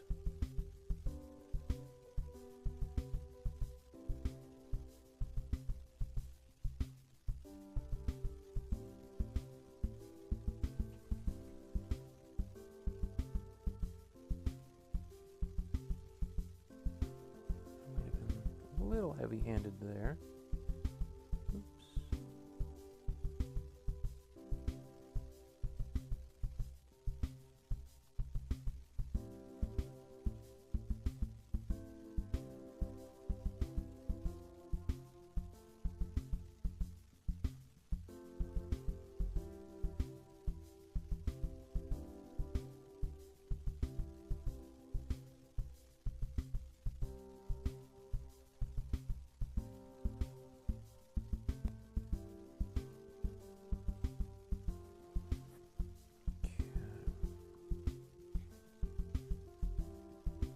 I don't want to spend all my time doing a fabric study here, so I'll just keep it relatively simple there. That's some good, I mean, from far away it looks kind of nice, doesn't it? When you get up close it falls apart a bit, but I think we'll expect that to happen.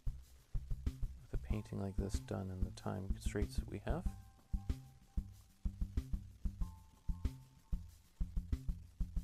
A bit of these folds right here.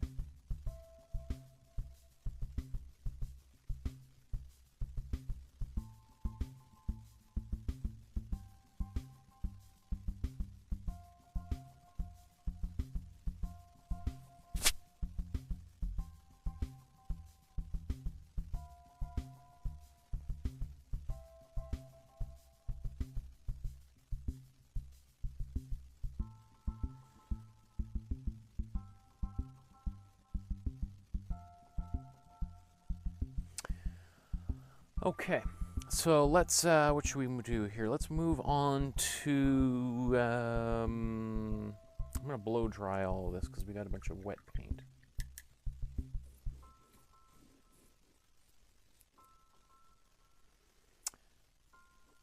Paula says there was no announcement earlier. I just discovered this class this morning by searching on YouTube. I don't know, Paul, if you've joined the Facebook group, but on the Facebook group I posted yesterday and today about today's episode. So maybe update your notification preferences in Facebook so that you can find out a little bit about when I post these things ahead of time.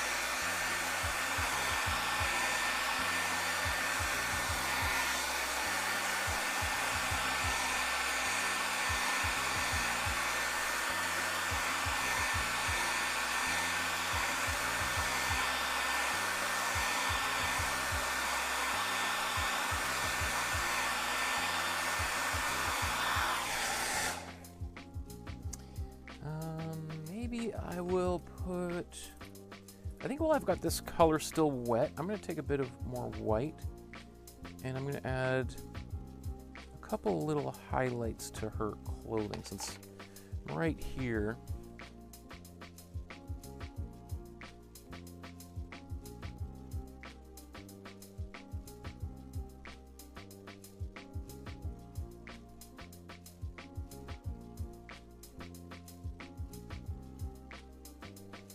I could also do this as a glaze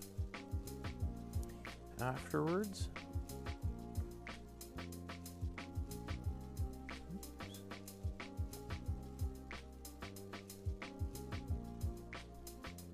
In fact,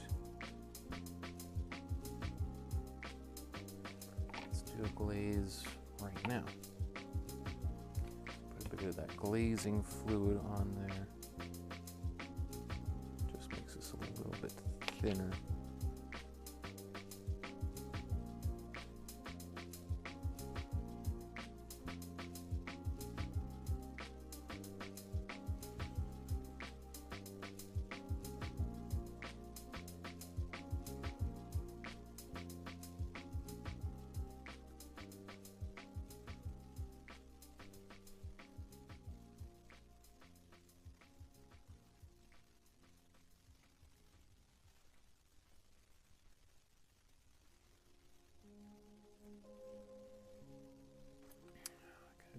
Nuts. So I'll just clean it up.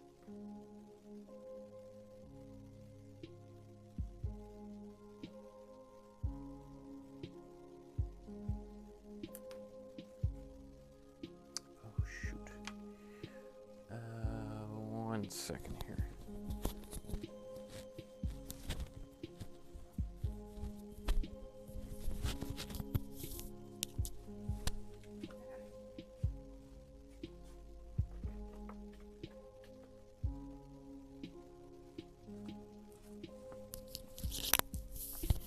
Always something I forget to do on this show here.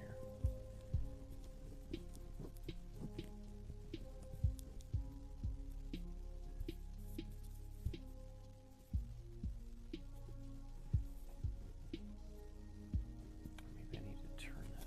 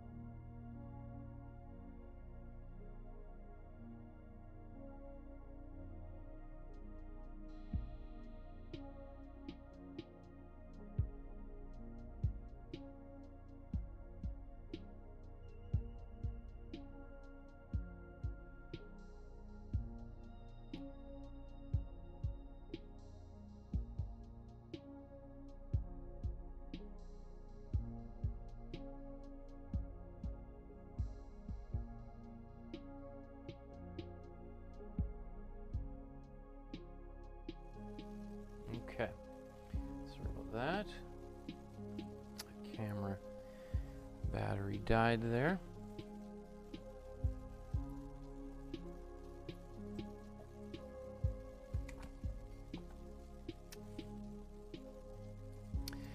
I have a little bit of a chocolate Easter egg.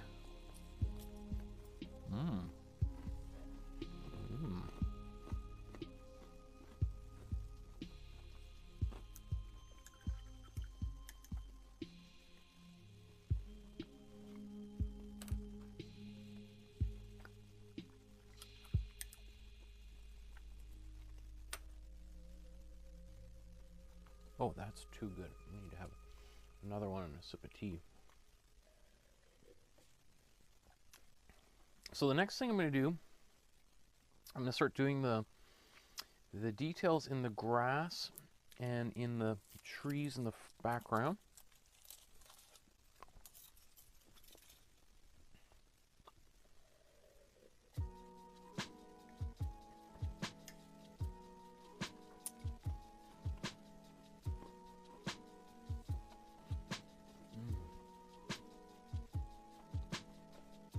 Wow. These are the Ferrero Rocher Easter eggs. Wow. Those are good. Okay. So for the background up here, I'm going to take this same color that we had before, our cool yellow, and our cool blue. In fact, I'm just going to use a slightly bigger brush to mix this. Cool yellow, cool blue. Let's go a little bit into the white here that I've got mixed. Let's add some glazing fluid, the satin or matte glazing fluid. Satin and matte are used interchangeably. Okay.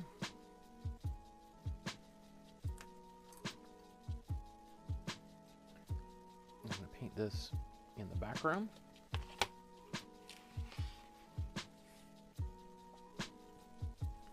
Okay.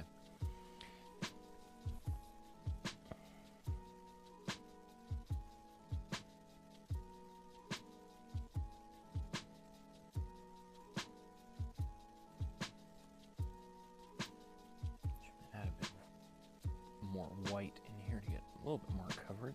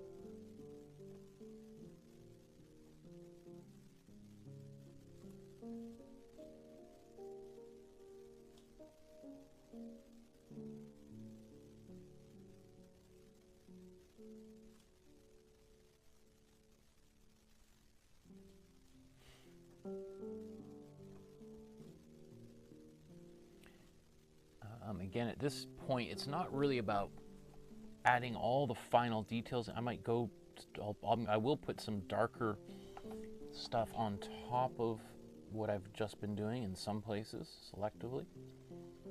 Just now kind of filling out these trees, and you can see some of the darker stuff kind of shows through some of this paint, which is great too.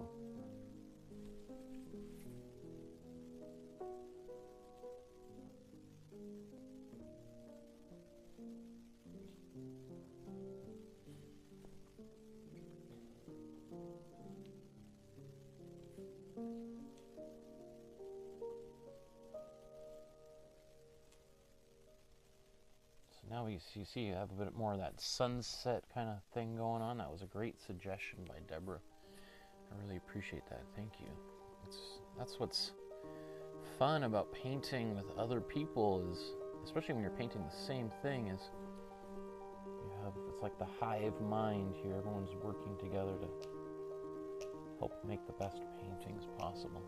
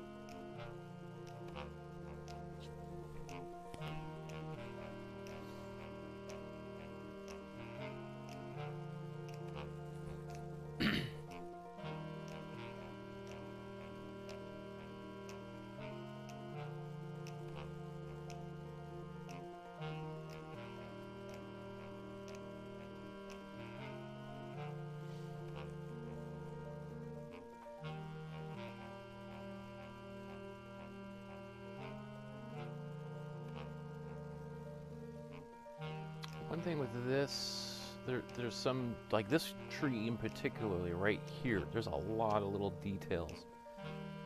So I'm not going to do every little detail. So I'd like to try to finish this painting up within about another hour or so. I'm going to kind of fake it out a little bit. Come back with some darker stuff. Here. Actually, you know what, while we're right here, let's kind of mix in some dark into this painting. So I just go back into the as I had it before.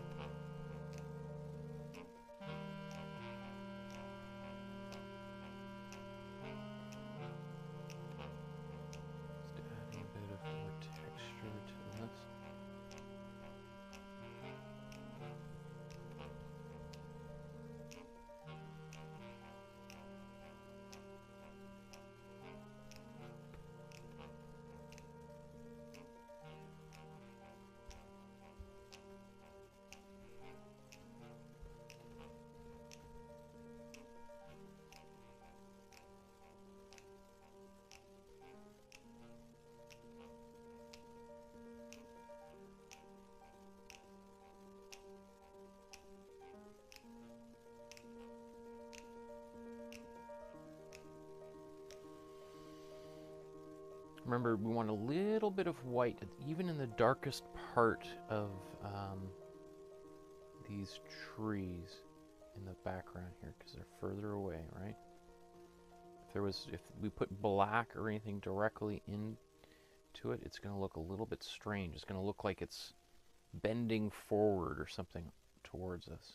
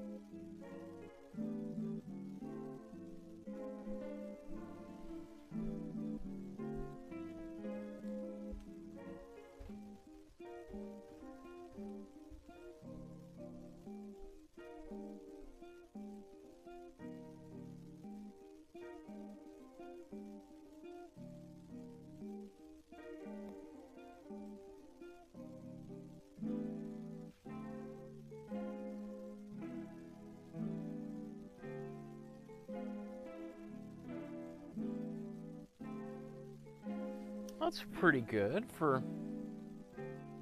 where we want to be. Okay, so now I'm going to take this same sort of process and let's do some work in the grass down below here. I'm going to add a little bit more of the warm yellow into my mixture here because it is in the foreground. So let's, I'm going to take, actually I can just mix this right here. This is my warm yellow. I'm going to take a bit of warm blue. Right now we've got a bit more of a dirty color. And I'm going to add some white to it.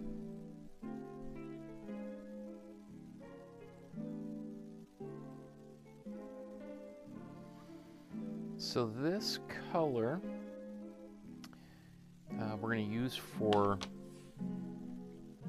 leaves and such, or in the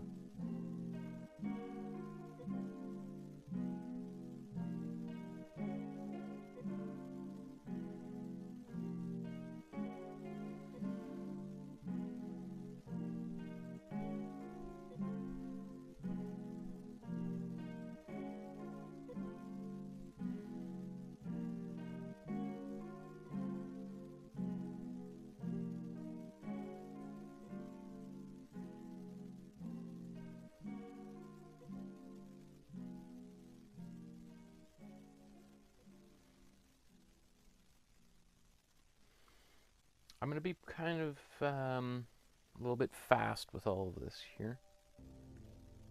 So you can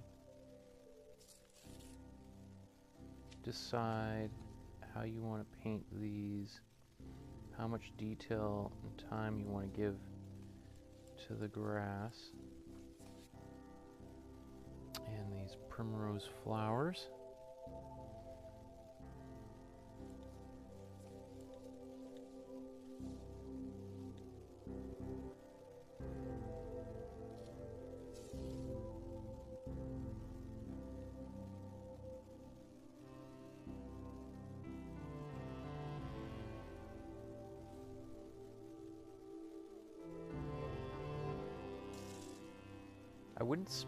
I wouldn't be too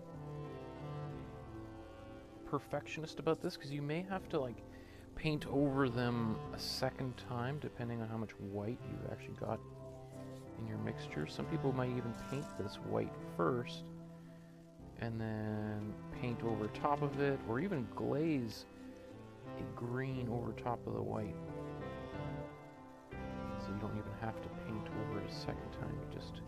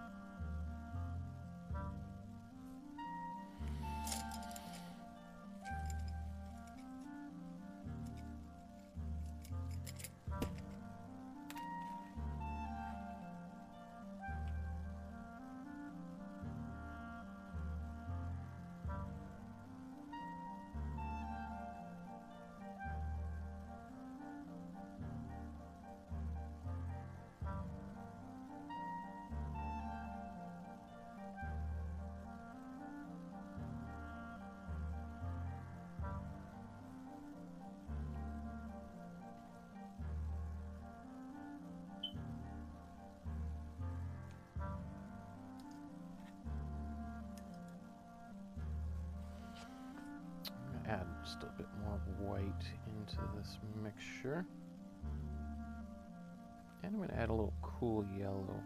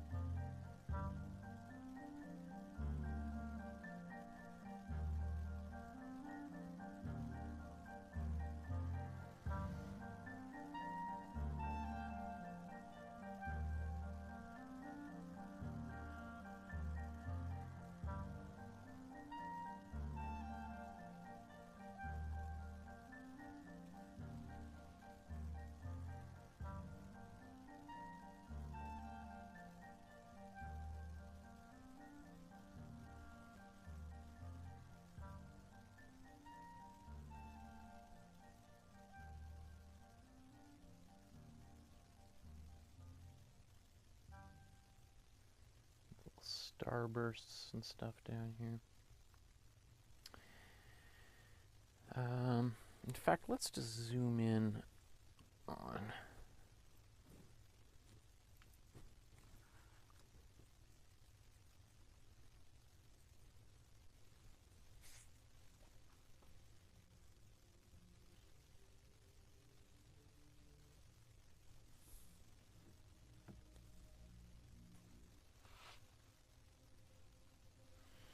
like, look at all the beautiful detail in here.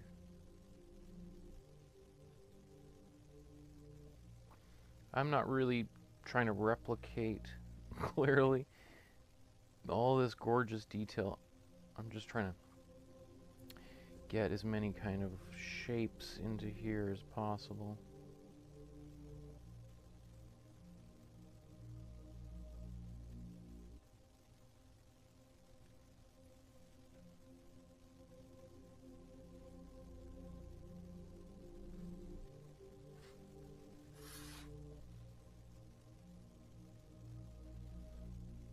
It's so much easier if you just turn the canvas. I always try to keep it upright because I think it'll look cooler when I do a time lapse of this eventually. But at some point, you're just like, oh my goodness, it's gonna drive me crazy trying to.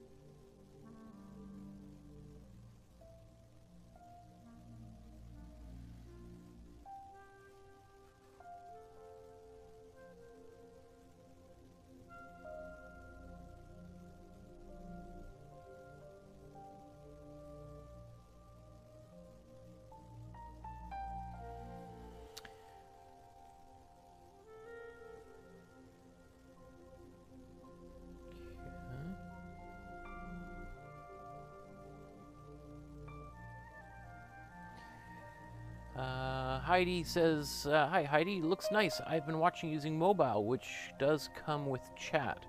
I paint on our dining table and it was used for a late lunch. Happy Easter, everyone. Sorry, does that mean you can't see the chat, or you can? I'm not sure, Heidi, what that means, but good to have you here watching and painting along with us.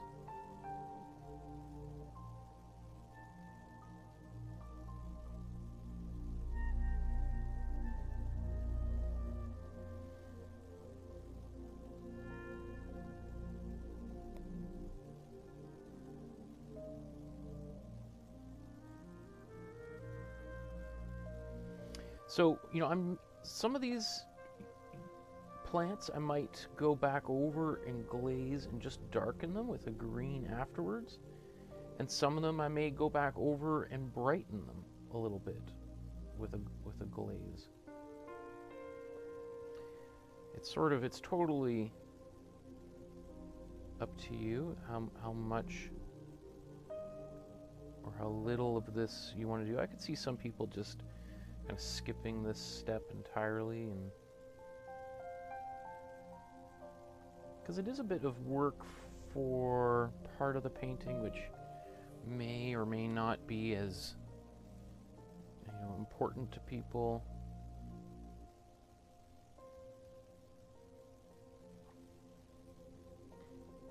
It's kind of slow going.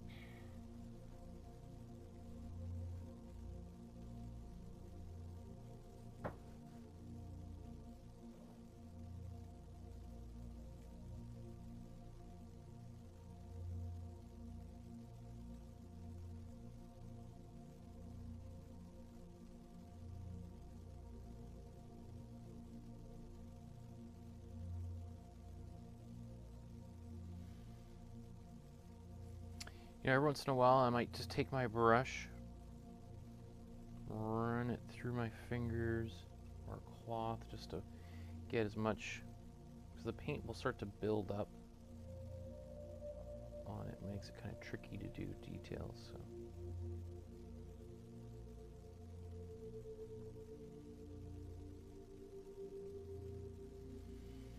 I'll put some glazing medium, not a lot, but just have it here. That's just, it's going to help. It's going to make things a little bit more transparent, but since I'm going further in the background anyway.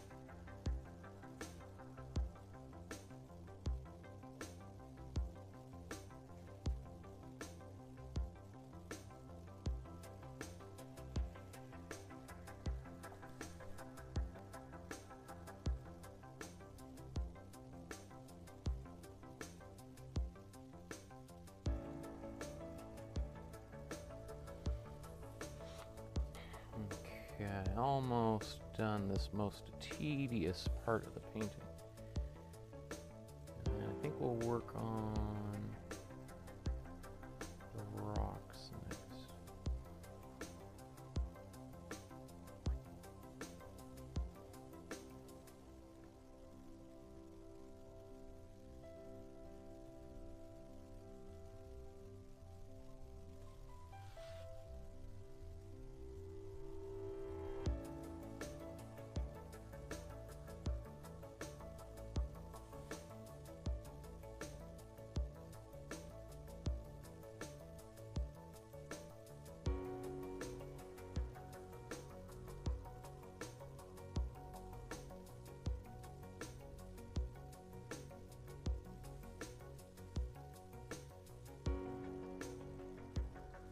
What I should really have done is had some of these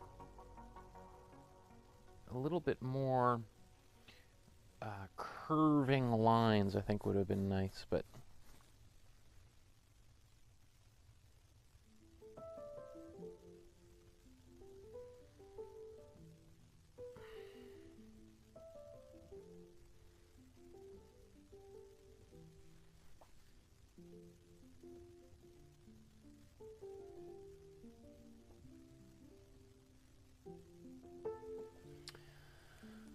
okay.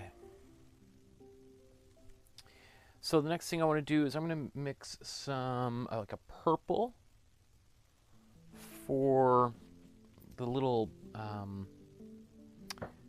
those little blossoms that are there. So let's take cool red and warm blue. We'll mix that together.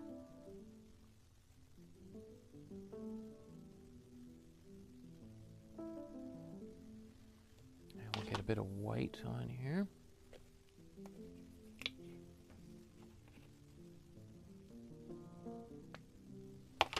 Oh, so Heidi's saying that the chat doesn't work with mobile. Interesting.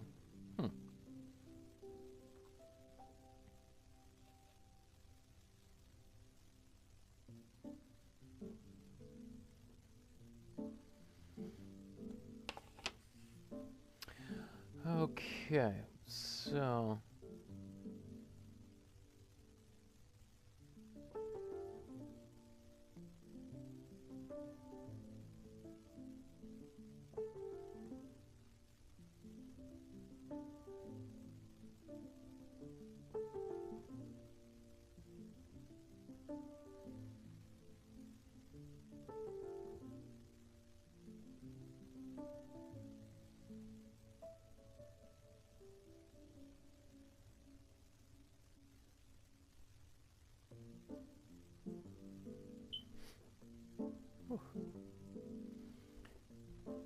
let's actually zoom in. That's it. This is, I feel like having kind of a nice little effect.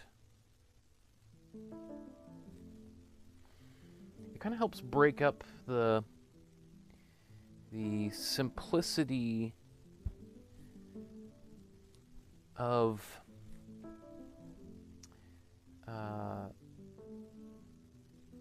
the grass and things that I put in here.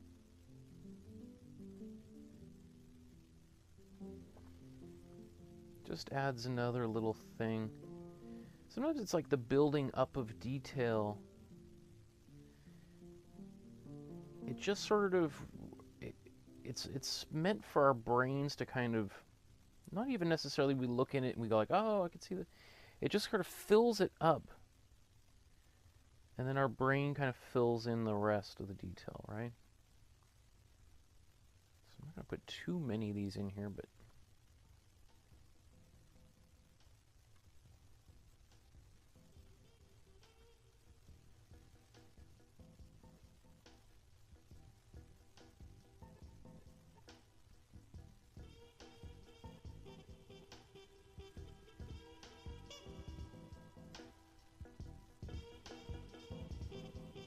again, some of these, as the white dries, it tends to kind of go a little bit darker. It's on another darker background, so I might have to go back over a few of these, but not maybe all of them.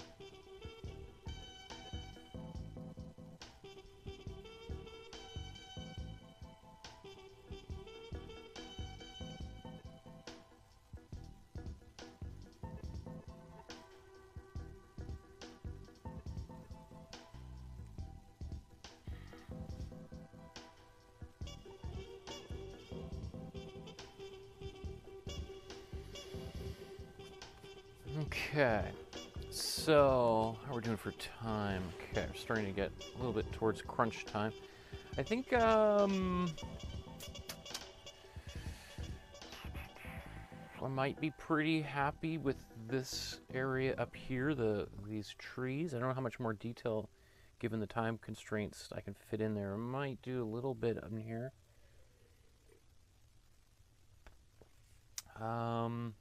This grass, I think, is pretty much done. Let's do the mountain shape, or the rock face here.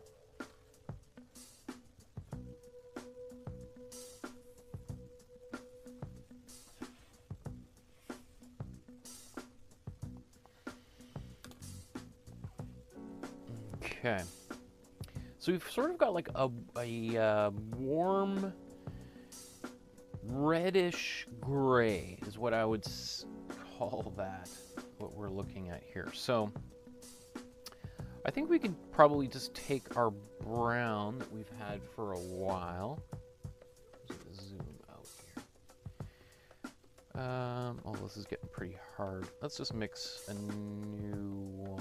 Yeah, let's mix it right here. Warm red and warm blue. And we need some more warm yellow.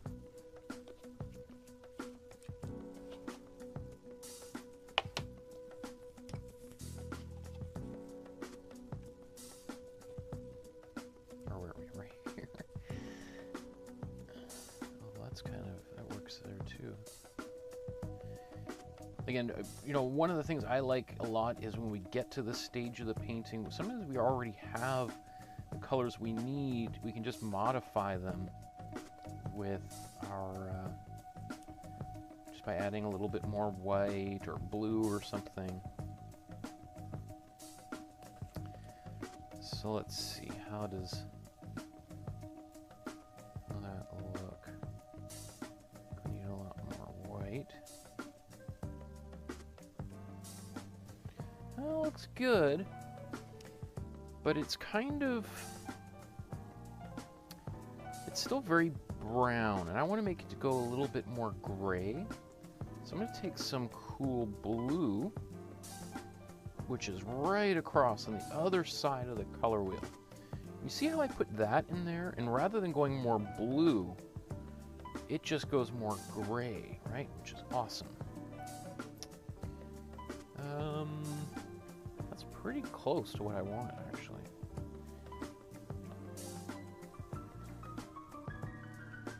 I think I just need a little bit more white on there for some of the lighter areas.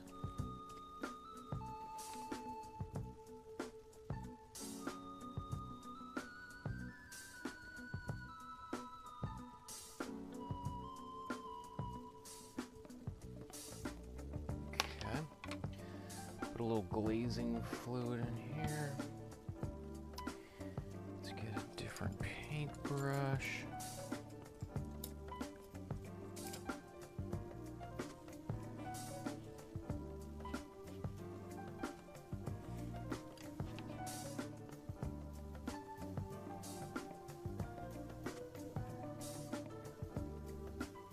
Okay, so let's see how this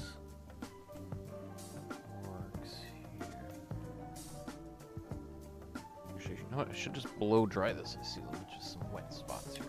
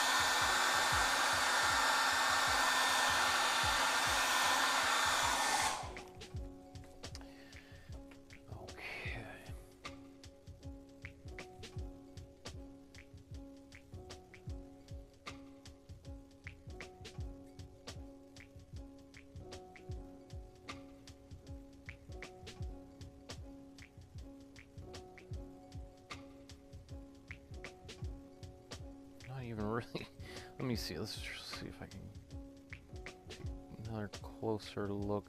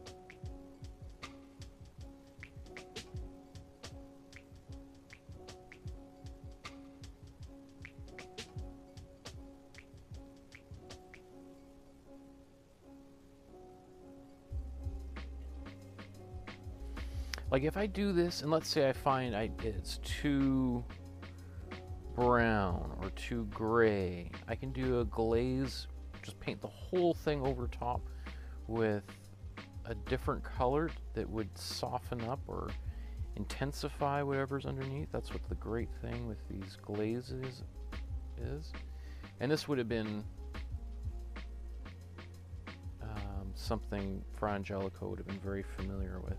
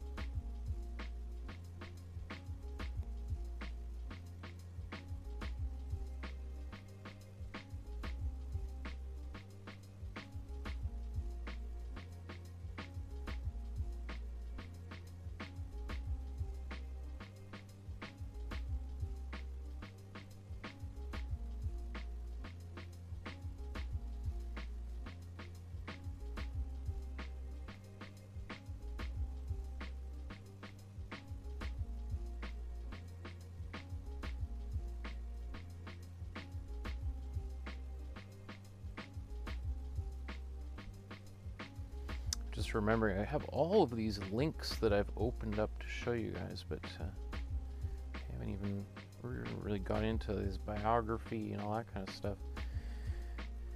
Just got so into this painting, we launched right into it.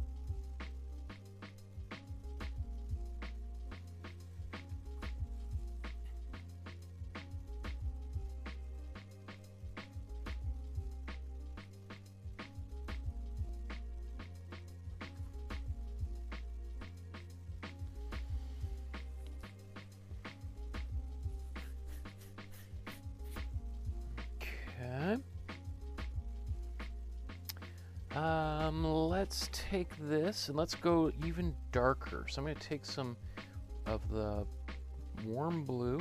I'm going to mix this into here.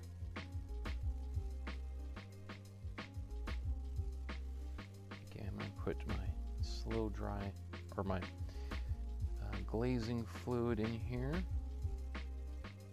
I suppose you could probably do some of this with just regular acrylic medium. That would be kind of interesting to, as a test, to see how well that would work, but come on. Why is it bouncing around? Come on, there we are. Okay.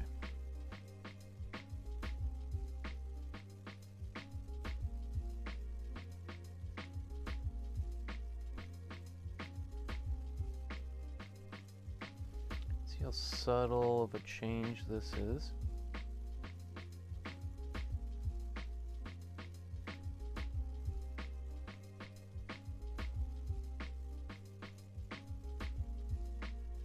Just a little bit more of a purpley gray, a little bit more opaque.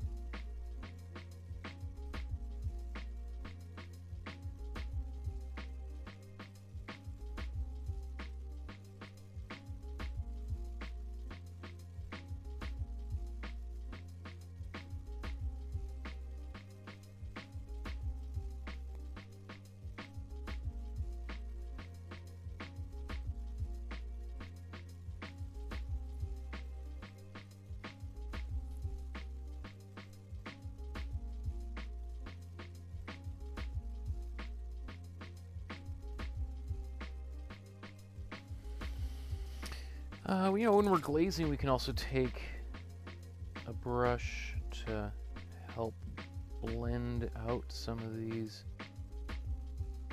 areas and transitions.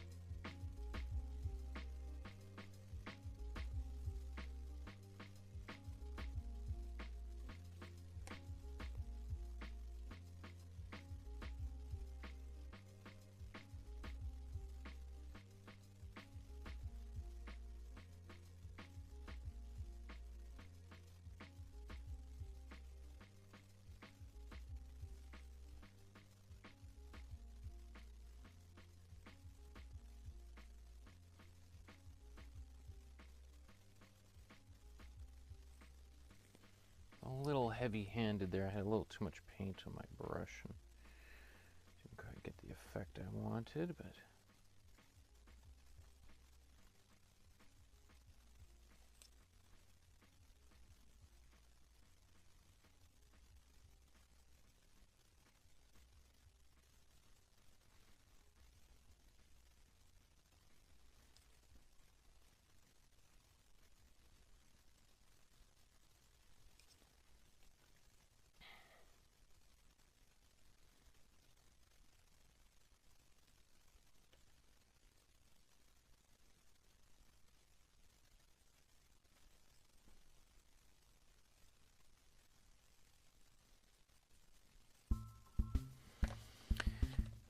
Okay, so let's go just even darker. Let's take even more blue.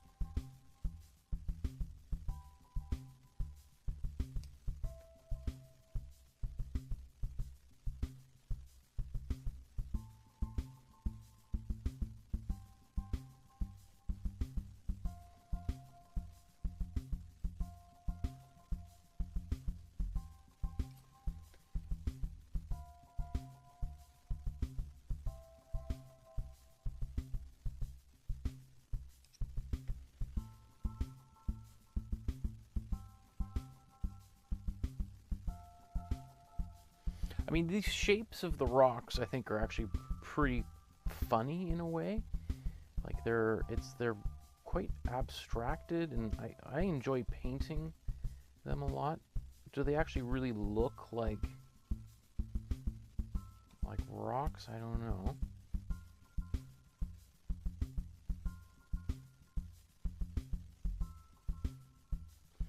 But you always keep in mind that this is a time in art where artists don't really look at nature for inspiration. They're not going out and drawing trees and plants and trying to get them correct. There were some artists that did that for like science purposes, and who would go off on adventures with different seafaring so-called explorers and do drawings of the things that they encountered, different kinds of plants that they found. But most artists painted in their studio and didn't really, you just would, part of art education at the time was not the replication of nature. Which is why you see kind of like sometimes those like very strange paintings of cats and dogs that look like wild beasts and things. It's because a lot of the times artists were just sort of painting what they imagined things look like, and then of course they didn't have the benefit of cameras to take a picture and slow down movement that we have today, and so they would be next time try to draw your dog or your cat or even a small child who isn't used to sitting still. Try to make a picture of them, and you're going to find it's pretty darn difficult to do.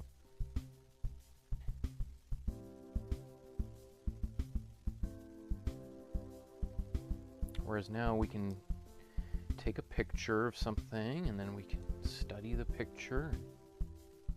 It wasn't until the late 1800s that we were able to determine whether or not, like horses, every time they ran, were they basically flying through the air, or did they have some feet still touching the ground as when they were running? So anyway, let's zoom back out here. I want to start wrapping up. So I'm pretty happy with the fabric here. I think I could darken this fabric. This needs to go darker inside. Okay, so let's do that right now. To darken this, we're going to start making a dark color. So we're going to take our warm blue. We're going to steal our cool blue. We're going to take our cool red. Let's take some cool yellow too. Now we've got a really dark color.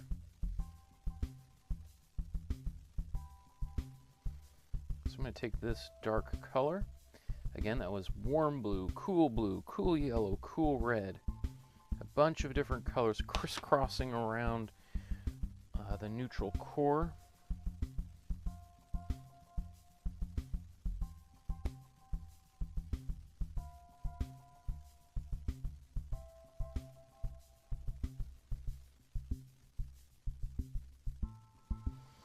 And we can use this same color for outlining things. There's going to be a lot of outlining in this painting. I mean, the original, there is outlining, but there's also a lot of subtle blending and, let's say, the fingers and everything. Both because of the size of the canvas we're using, a very small canvas, and time constraints. I'll probably be doing a lot more outlining than is in the original.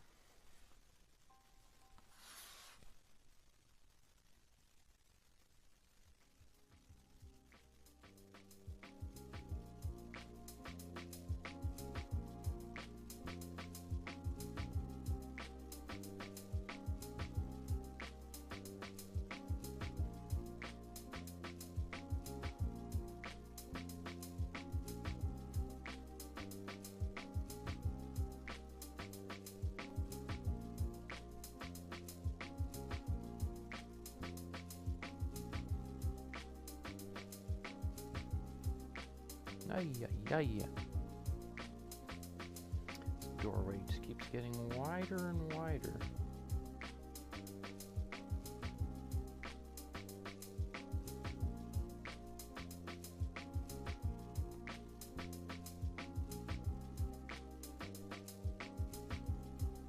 This is not the best brush for it because it just kind of keeps bending and stuff. As a better brush would be something like this. So let's just got to use the right tool for the job, Michael.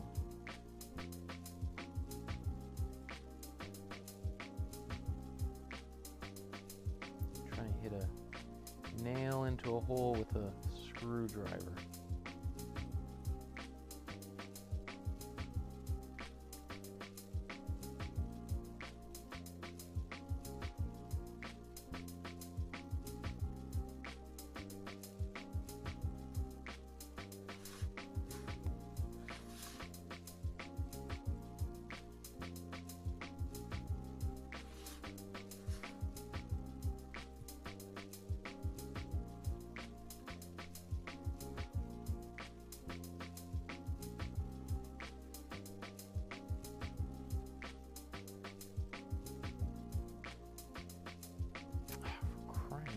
Wow.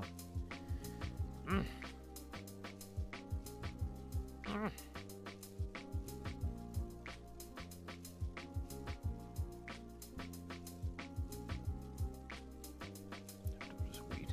Sometimes I try to clean things up while in the midst of working on things, and just have to just be patient, wait for it to dry. It only takes a couple minutes to dry, but you know, sometimes you're just in it and you just want it done right now.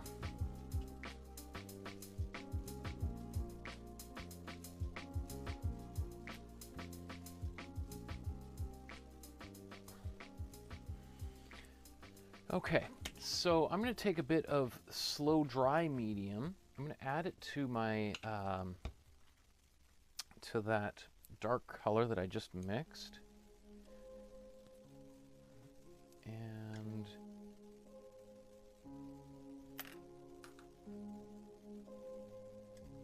just going to clean a few of these brushes off.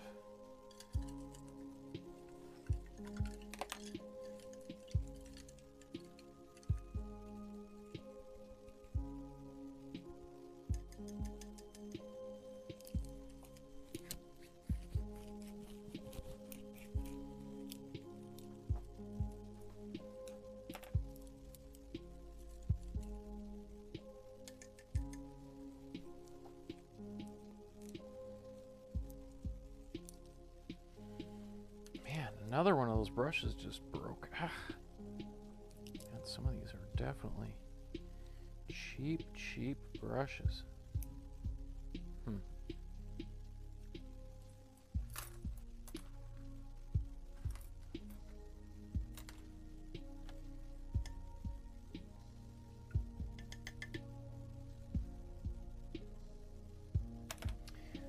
Good reason to keep your receipts too. Okay, slow dry medium with my dark color. You can use black if you like. I'm not even quite, even if I was to use black, I'm not quite at my black stage yet. I just want to do a little bit of little minor outlining, let's say to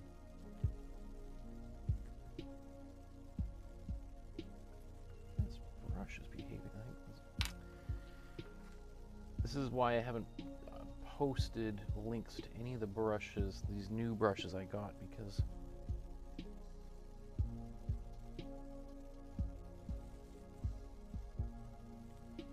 I'm not too happy with them.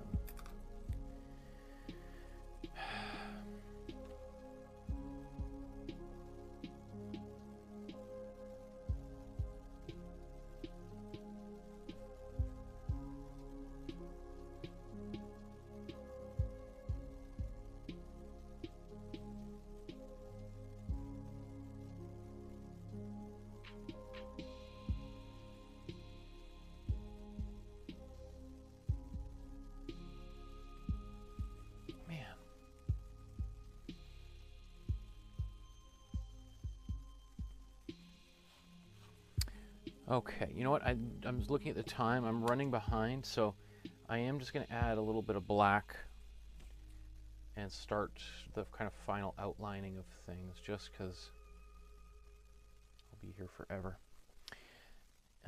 I was going to do some really light outlining with kind of a dark blue using the colors I mixed. Gotta blow dry that.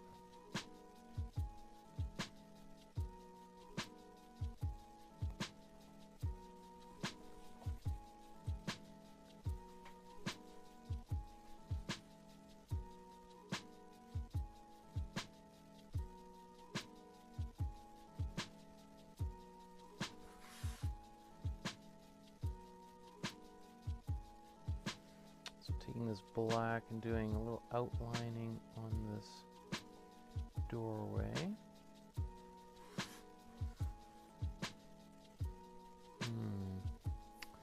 That does not make me happy.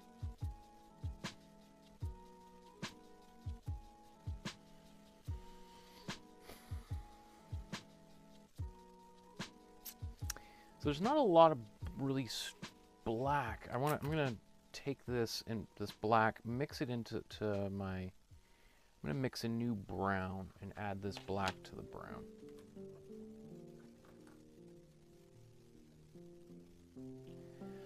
So, you know, this is sort of, you know, just so you have an idea what's going on in my mind right now. A little bit of frustration, you know, with my materials, a little bit, and you know, it's also painting isn't if you're in a hurry, paint will only go as fast as it will go. It's pretty stubborn. It's like our daughter is just, if she doesn't want to do something, she's not going to do it. And it's a good reminder of like, it's like you just have to be a little bit patient, I guess, you know. And I'm going to take some of this black. I'm going to put it with this brown here. So I'm going to using this just to speed up the process, so I'm not mixing blues and stuff into the black to darken it. I'm just going to go right into black. Okay, and let's zoom in.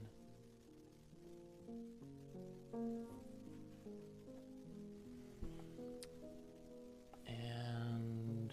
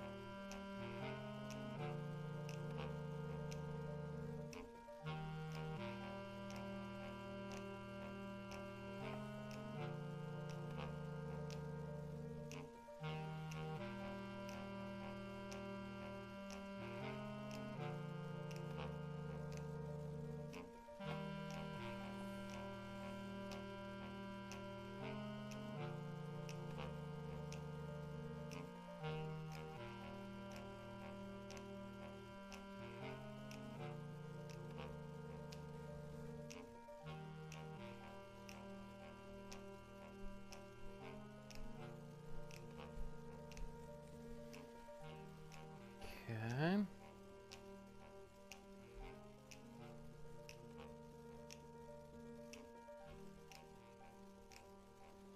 So I'm just taking now, this is just the brown.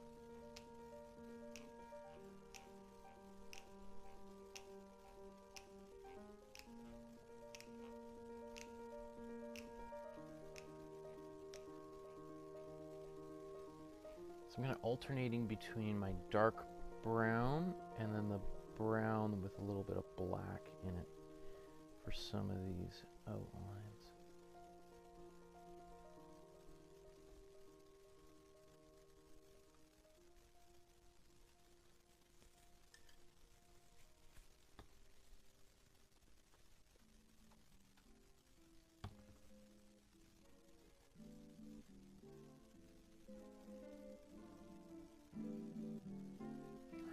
once in a while, and the paint builds up pretty quick there. So just peeling some off.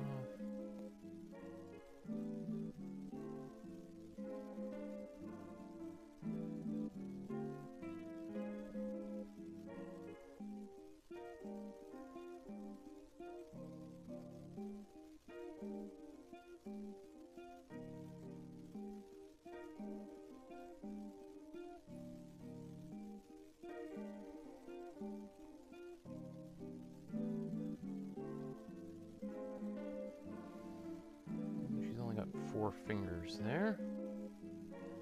Poor Mary. I'm going to outline this, even though it's not outlined in the original. I'm just putting outline on one side.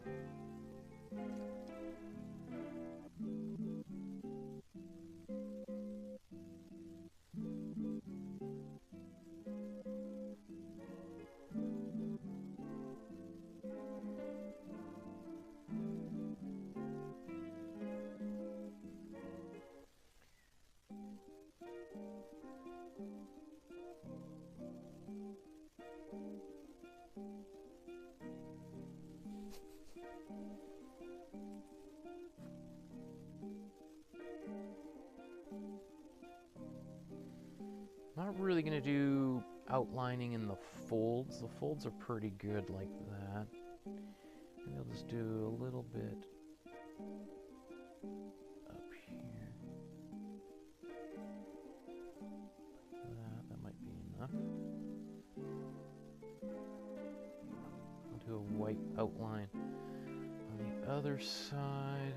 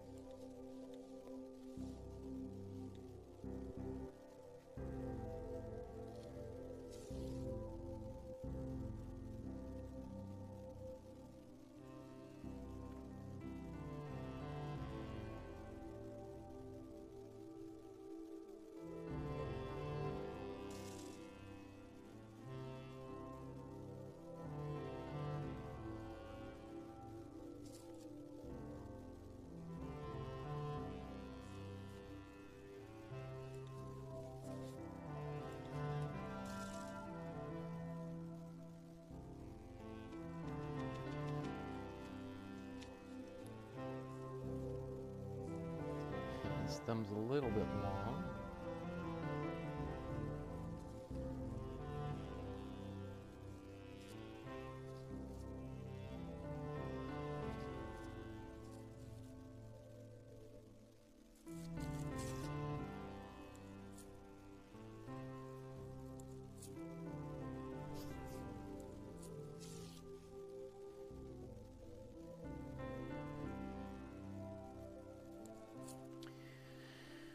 You know I'm losing a little bit of the subtlety, like when I'm outlining that kind of stuff there. You know, it's a little upsetting to me, but you know, if I was to spend 2 years like Fra Angelico did on his painting, well, I'm sure I could get some gorgeous subtlety in there. Like, imagine I spent the next year of my life painting this robe, right? Boy, I could do a great job. Like every day, like one day would just be devoted to this fold right here. Boy, I would do. It would be such a beautiful fold.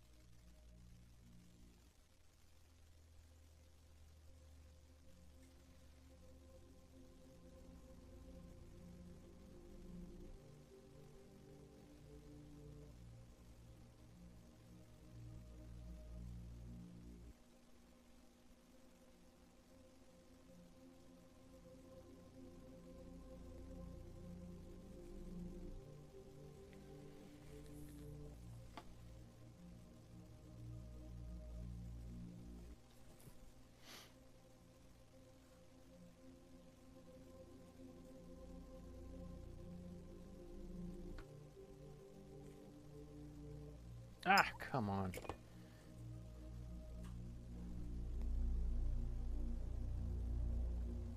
It's like, why does it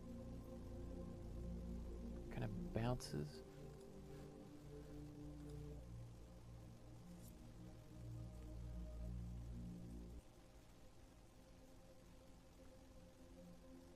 Feels like a boat. You know, you're trying to steer a boat. It go one way and then it goes too far, and it's, wow, kind of complicated. I don't know.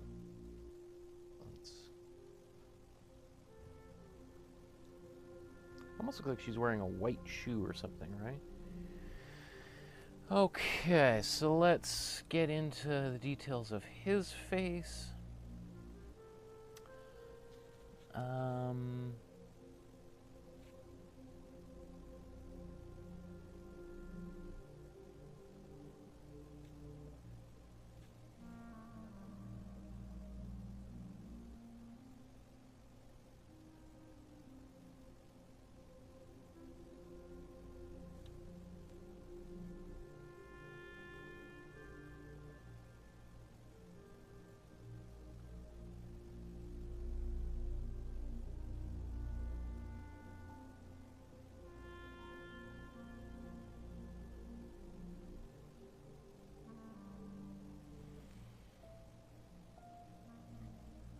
Right, that's about as much detail as I can get at the moment, at this pace and with the brush I have.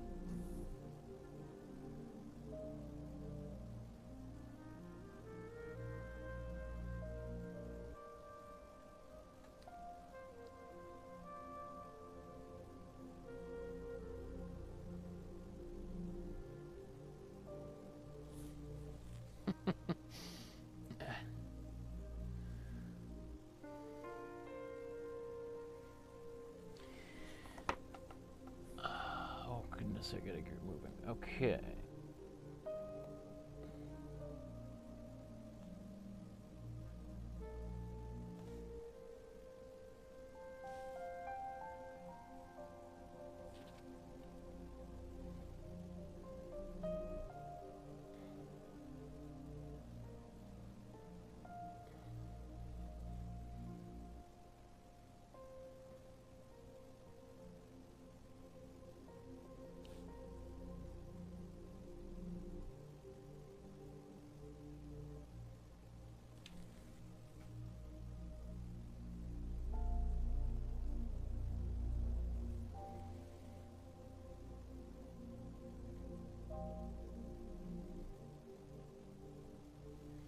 So I'm going to take pure black and just put them here to do his eyes.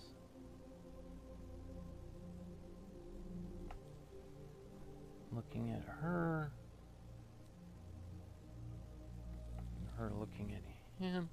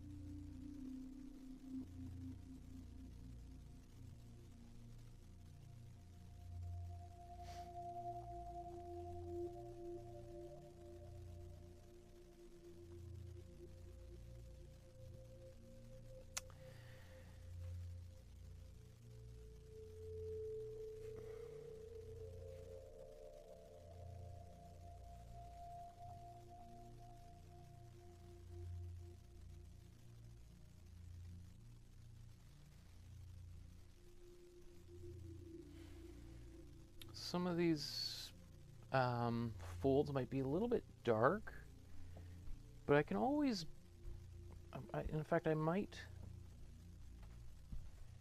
bring them down in a few minutes.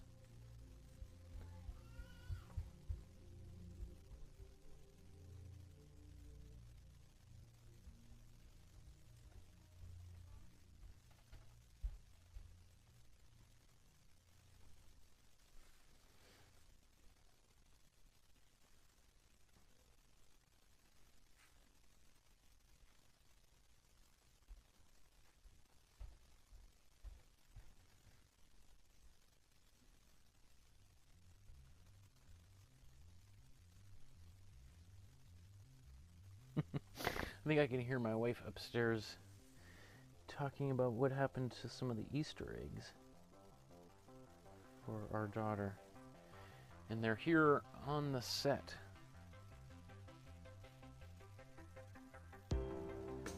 But you know, our daughter is welcome to come down here anytime and pay us a little visit.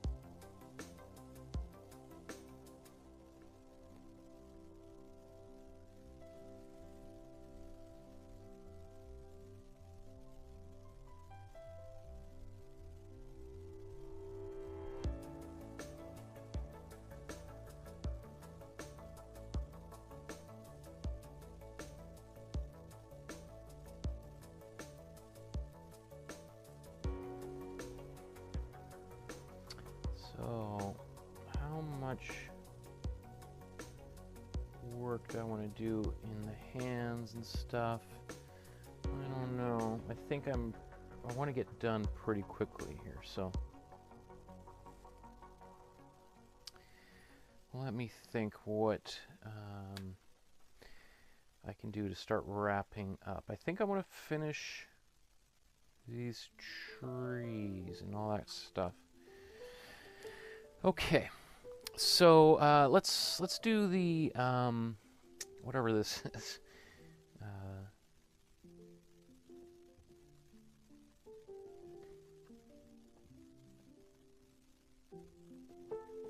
Okay, I gotta clean that brush.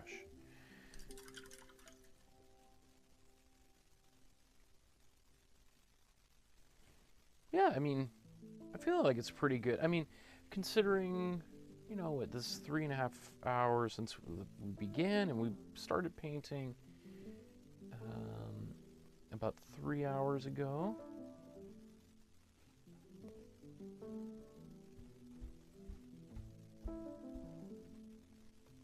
You know, not too bad.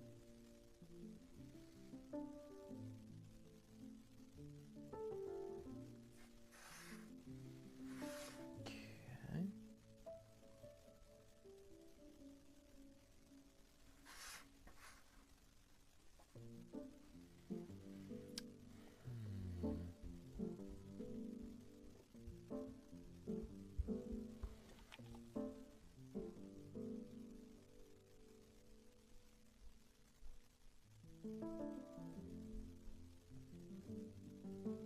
bunch of this yellow.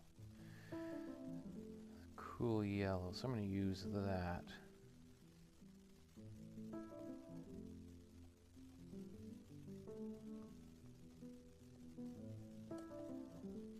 Cool yellow. Put a bit of white in it to lighten it. Maybe even let's put a tad of black. It's turned out way too dark. Let's add more yellow.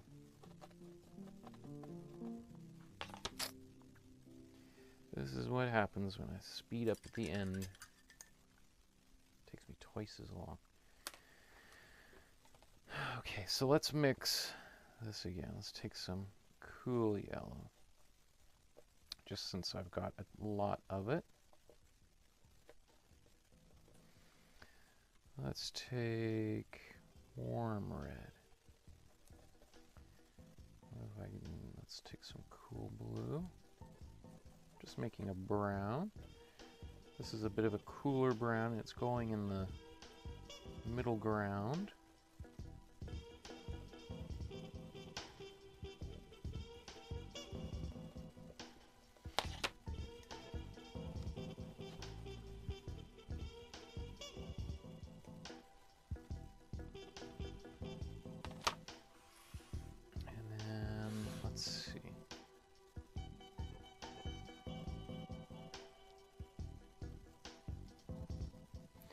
I'm just going to put a straight line across here, just in terms of time.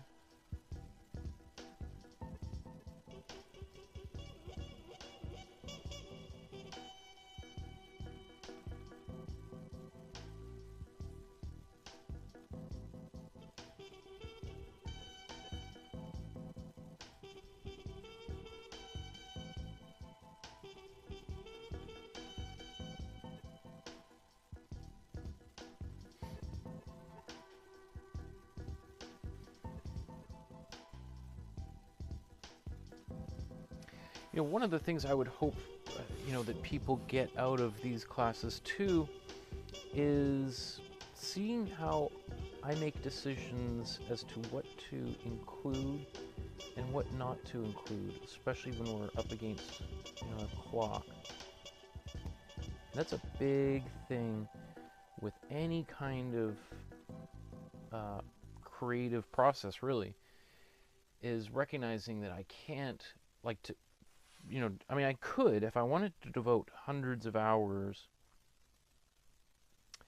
to the creation of an artwork, I could devote limitless time to it.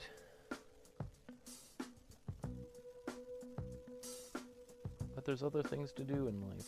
Family, friends, you know, reading books, watching movies.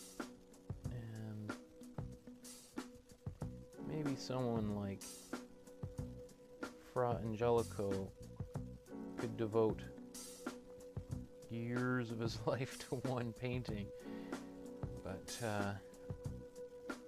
I am no saint,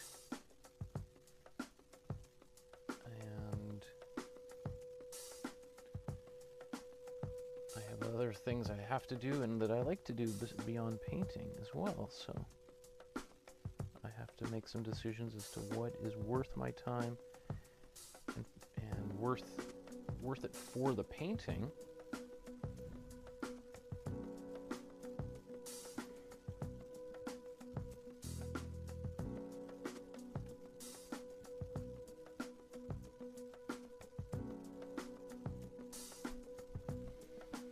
Some of that stuff just gets necessarily omitted.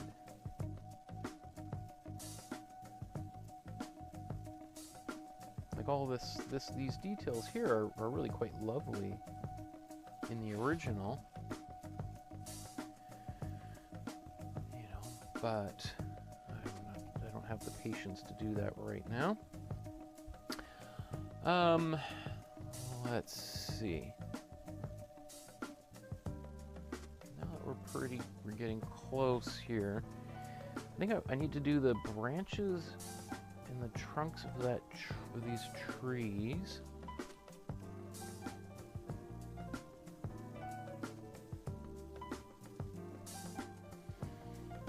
take this brown mix that's been here for a while that I used for a bunch of outlining. I may just I'm gonna add a bit of white to it just to push it a little bit further back.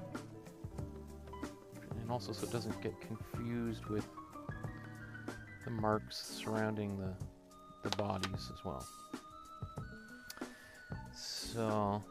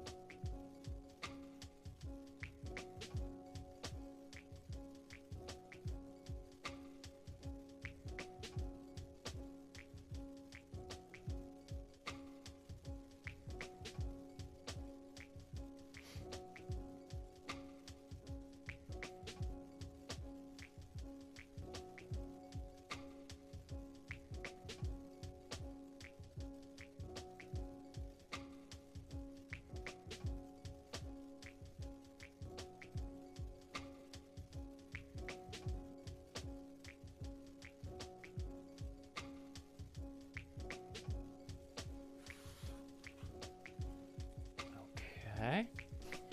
So this is some of the darker hues. I think I'm gonna lighten it up. I could go a tiny bit darker in here.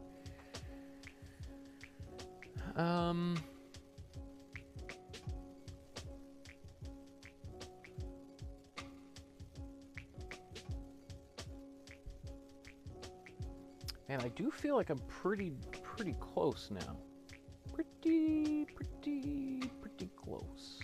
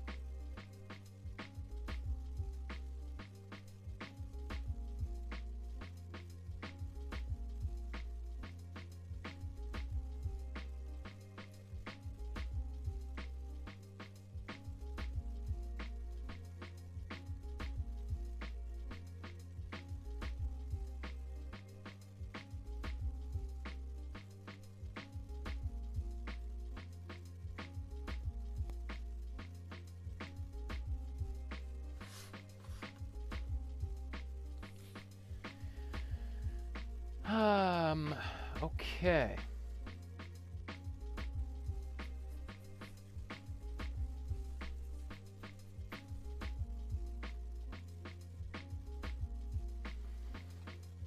This warm red and white.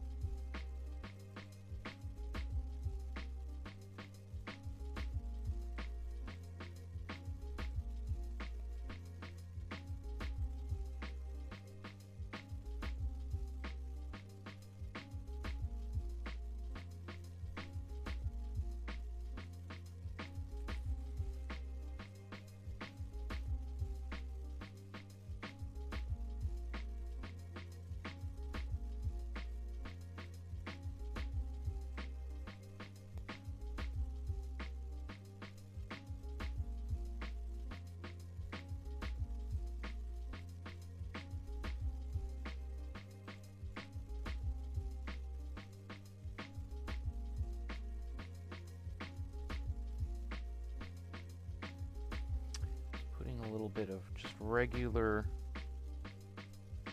red out of the tube.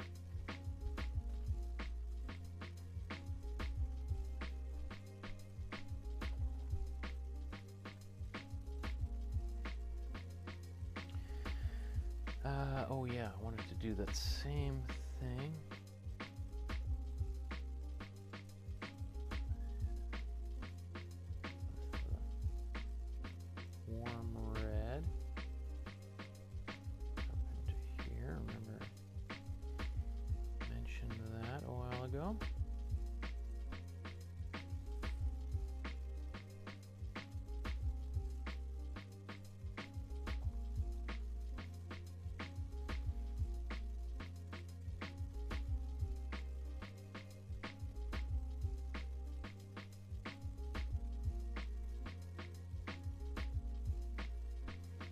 And then I'm just going to go into a couple of shadows here.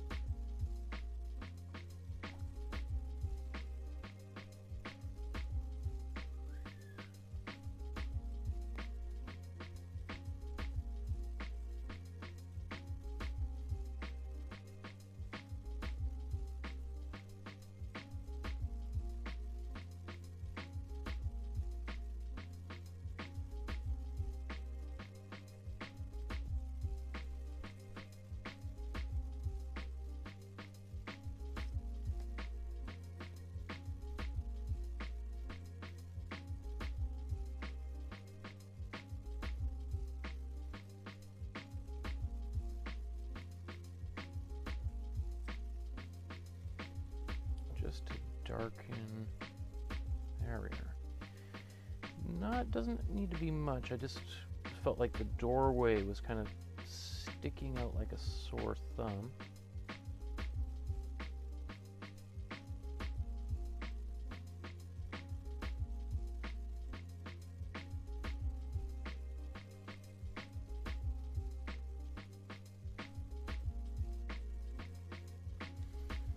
Just by adding a little bit more darkness to some of these shapes, I feel like that integrates them a little bit better.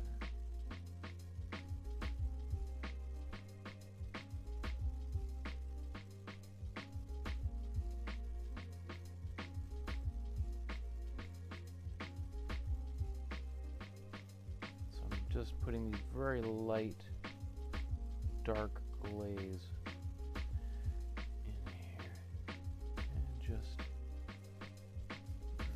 touch a little blend.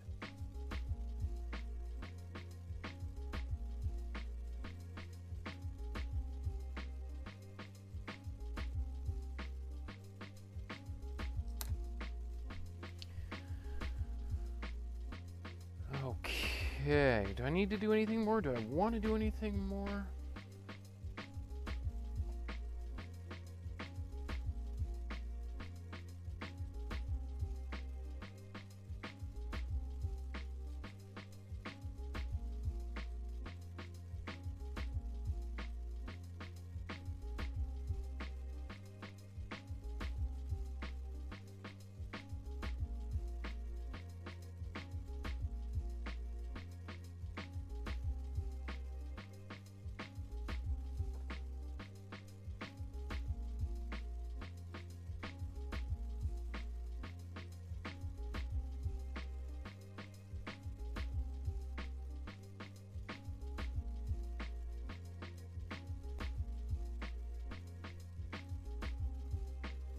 Her arm just feels so outlined compared to the rest of it.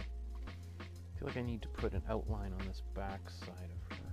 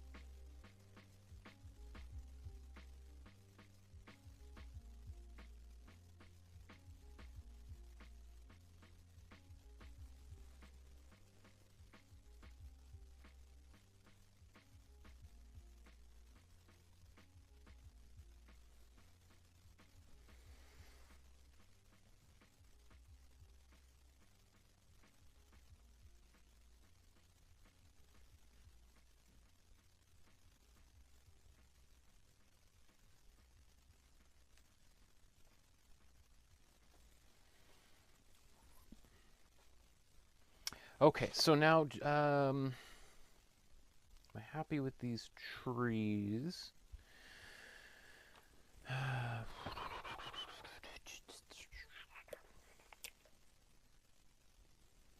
Almost. Oh, I gotta do the outline. Oh my goodness.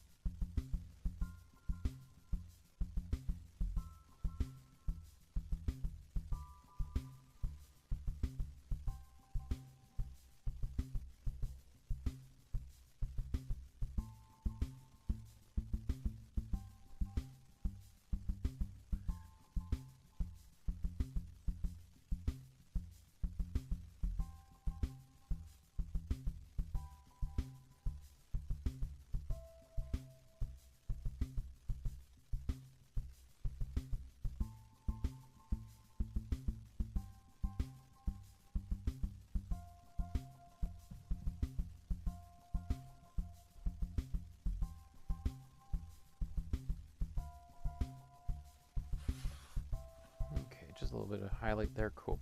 Okay, so let's do the, almost done here. Let's do the wall and this, basically a brownish gray. So let's get a bigger brush together.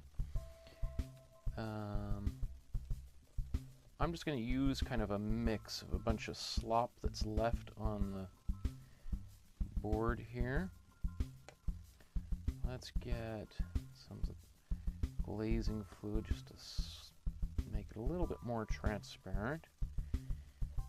Get some of that. Let's get some white.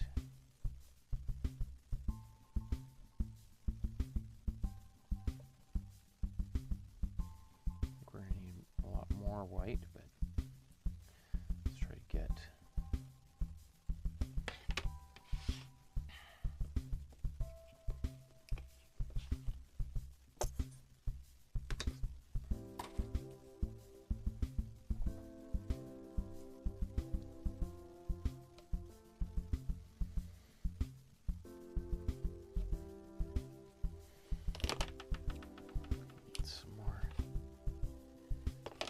yellow. It's kind of like a warm yellowish. There we go. I think they were pretty close. Just going to put a little bit of warm red in there, just a tiny bit. It's a little on the sickly green side, so by putting a bit of red in here, we'll just, there we go, get rid of the greenish quality.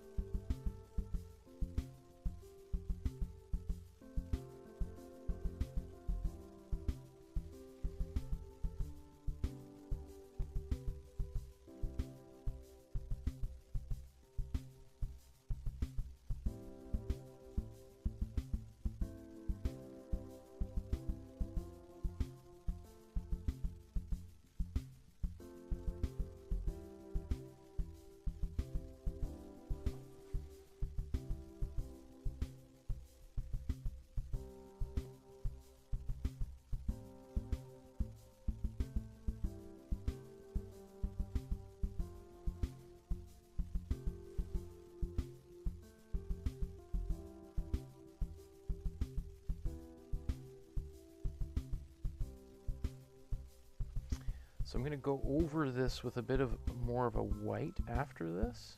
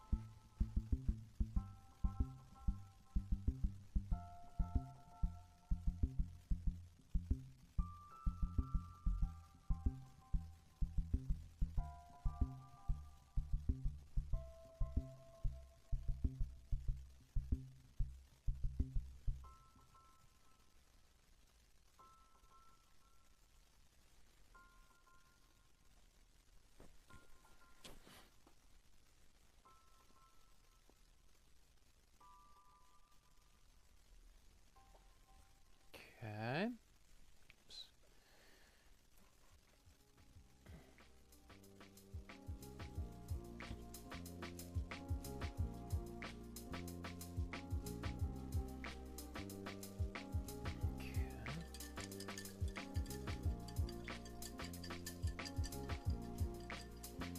Heidi says it also looks nice with outlining.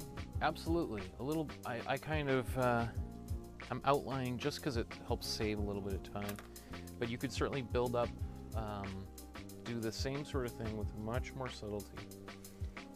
I'm going to blow dry this. I'm going to darken in a few rings, and then I'm going to go with a final white over around that area.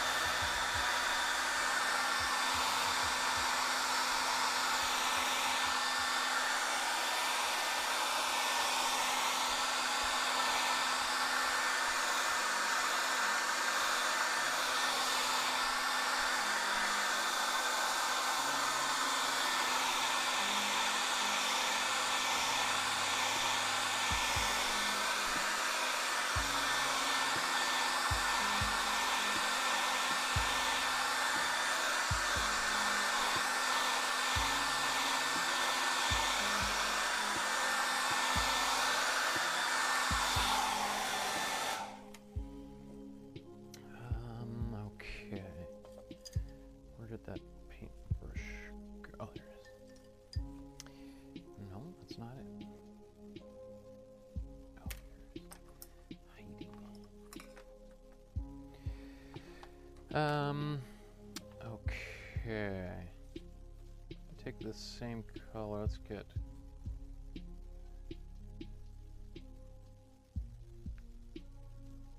little bit darker here.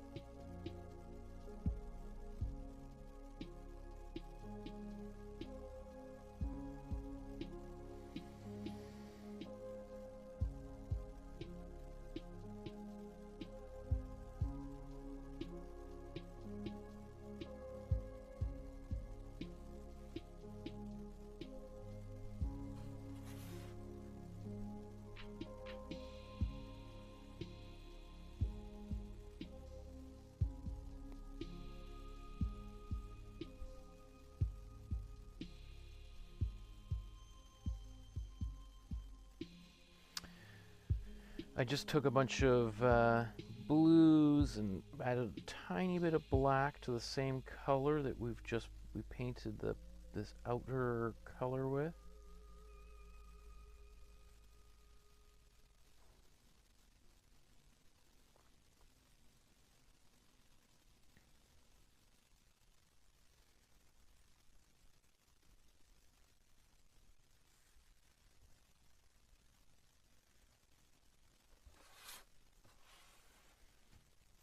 Maybe I don't need to paint white. I was going to paint a glaze of white over the entire outer part of this painting.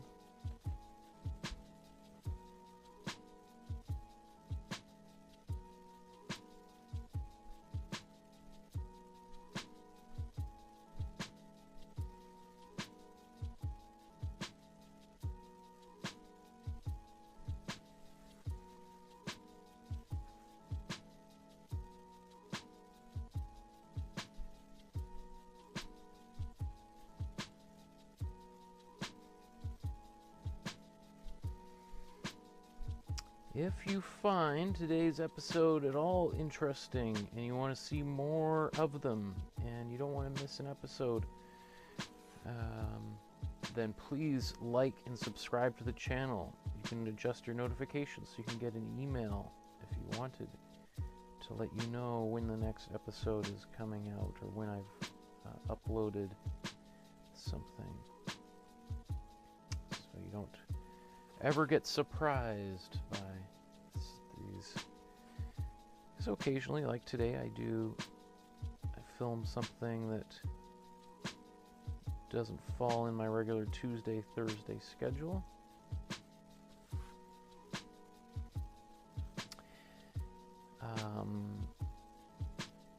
I'd also be very grateful for any donations anyone feels a need to share, or everything that you see in this studio is has been generously donated through, or I've purchased through generous donations from viewers just like yourself. And thank you to those of you that have already donated. Often people are donating multiple times.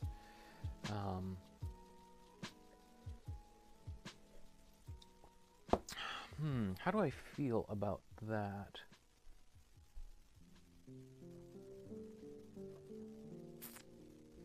I like this outline. I think that works really well. It does make the rest of this area around it quite tolerable. I thought it was going to have to be brighter white. Let me, before I paint anything, I think I'm going to lighten up these halos, add some white and warm yellow together, and just see if we get a bit of a glowing effect. Now, if we get that to work, then I feel this actually might be kind of nice, a little bit darker, because that pulls us into the painting, right? We really want people's attention to get sucked further and further into the painting. So let's just clean up a few brushes and we'll mix that color. In an ideal world, this would be our final color. I could see also putting some white into the robes, lightening that up, because there's no highlights on that. I did put a few subtle highlights into her robe as well. So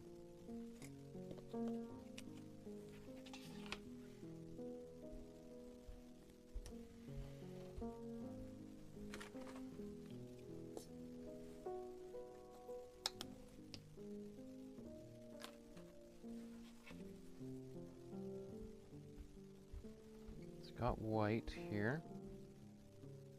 Put a bit of this .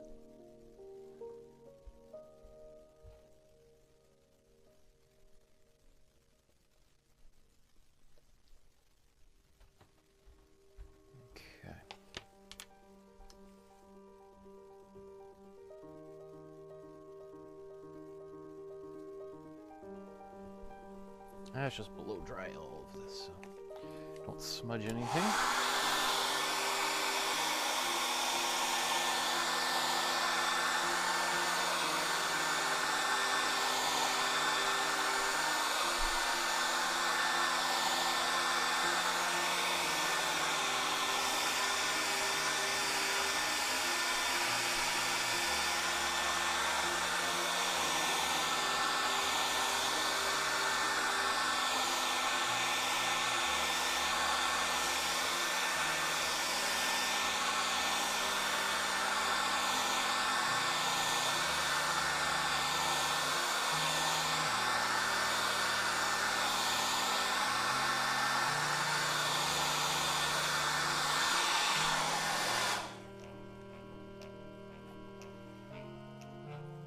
Going to add also a little bit of glazing fluid.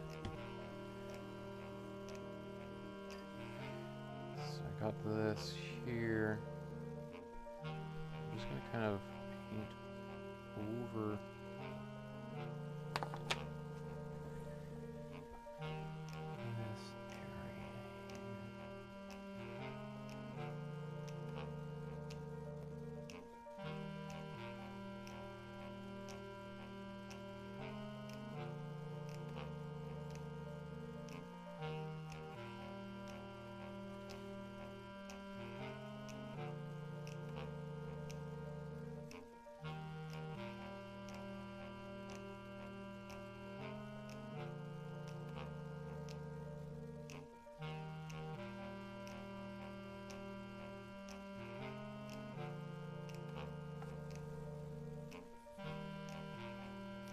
Like that. See how now it pops them out, and my attention doesn't sort of grow to the edges here. I could also paint this like this, and then add warm yellow in a less diluted form over top of this.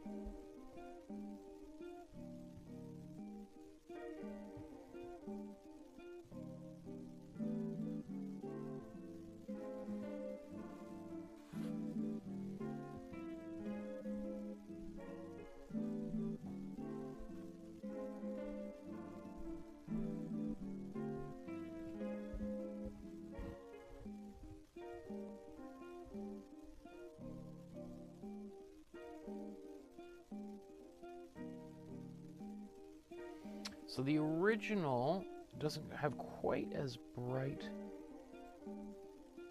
Well, you know, it might have even actually, now that I think of it, it might have possibly been gold leafed. It's hard to tell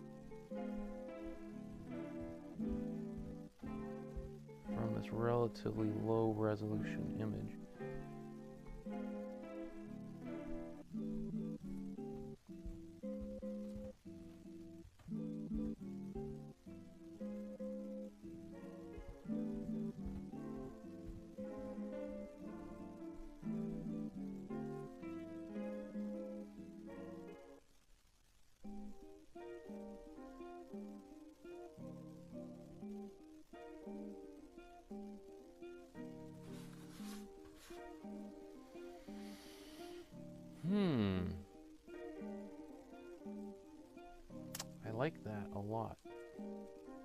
like how that just feels like it brings my attention back to these two people.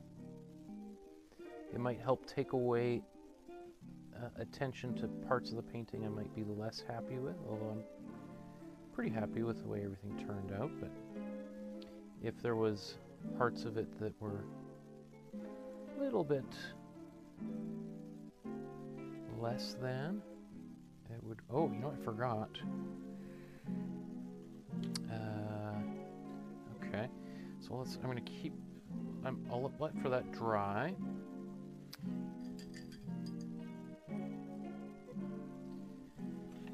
I'm gonna paint the little wounds on his hands and feet, right?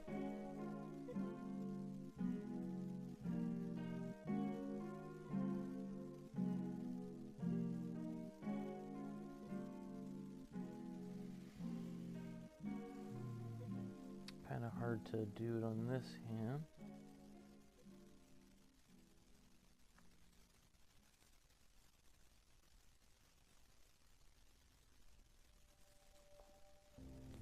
Let's see if you can see that at all. It's a couple little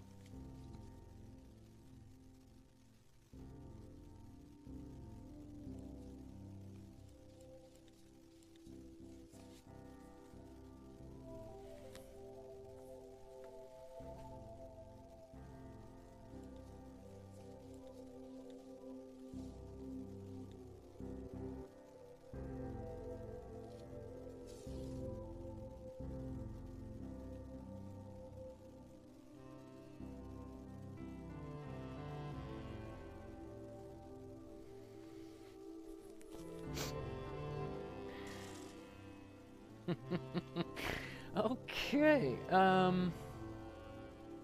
I am tempted to start doing stuff in the bushes and stuff back there, but you know, we've been painting for almost 4 hours, I think.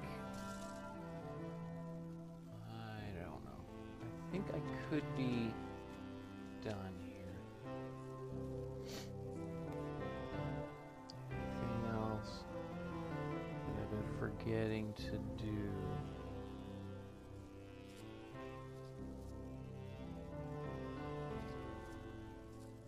I know there's significance to the number of little spots down here, but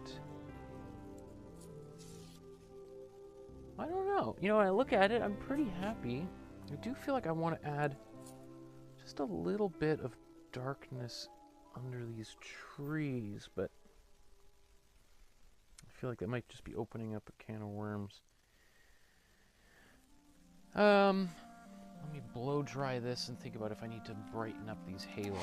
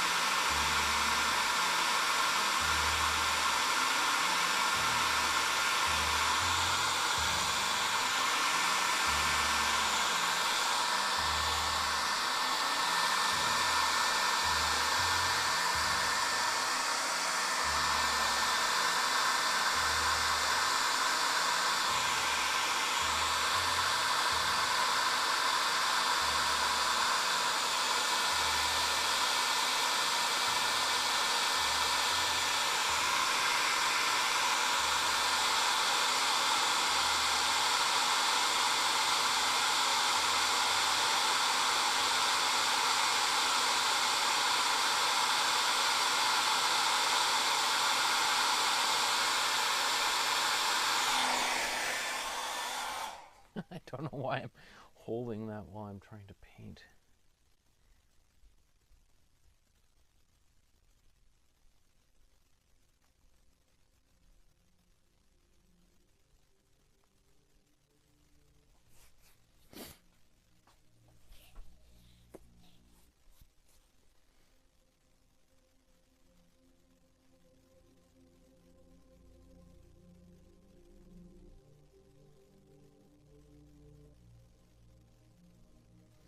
So this is just pure white that I'm putting on here. As this white dries, it's going to go a little bit clear again, and some of the yellow that I've built up underneath will kind of come through.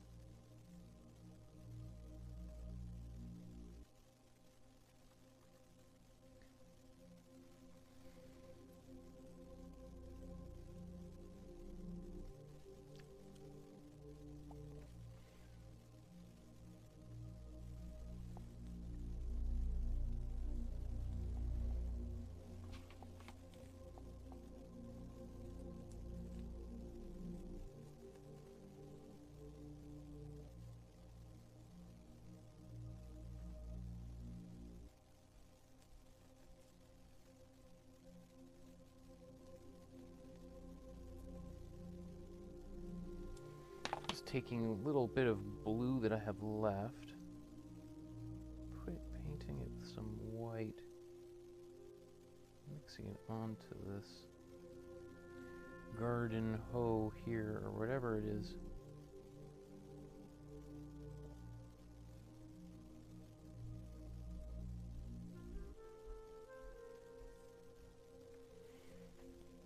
Maybe a little bit too bright.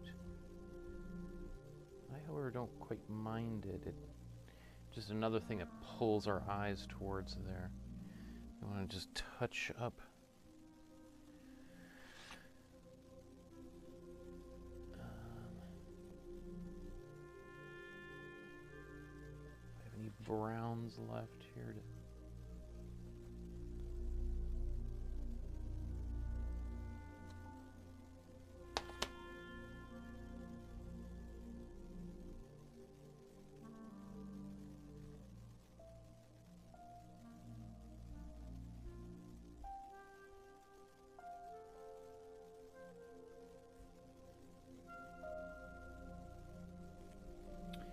Okay, I think I gotta walk away. So let's take a look at these two. Pretty cool. Pretty happy. You know, it took a while to do this. I'm not surprised that it took longer to make this painting. These types of paintings took years to make. Let me see. I'm just going to put my last name there, right?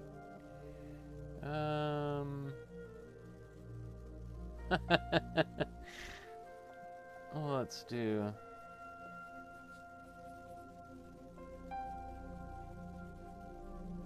my goodness, Michael.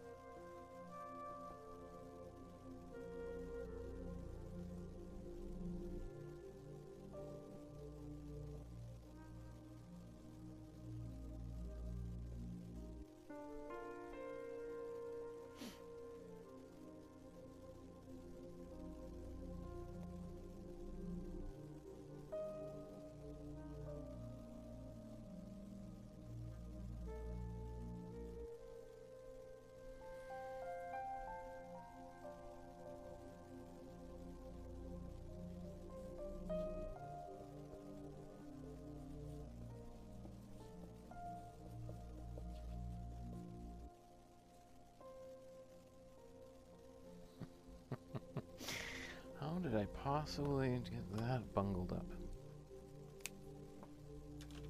Cool. So weird. I could still be convinced to add a little, brighten the frame up around here, but I kind of like how it sucks me in here. I think it's definitely different than the original. One of the things I was thinking about starting to do would be to kind of grade my own paintings.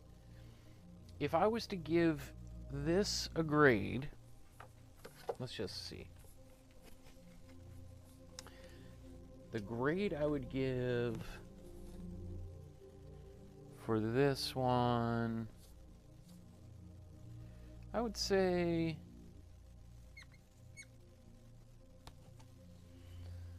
I would give myself an A- on this. Which is, that's what, 85 to 89 or 90%, I think, right? So, good version of the painting. Obviously, I could spend a lot longer working on it.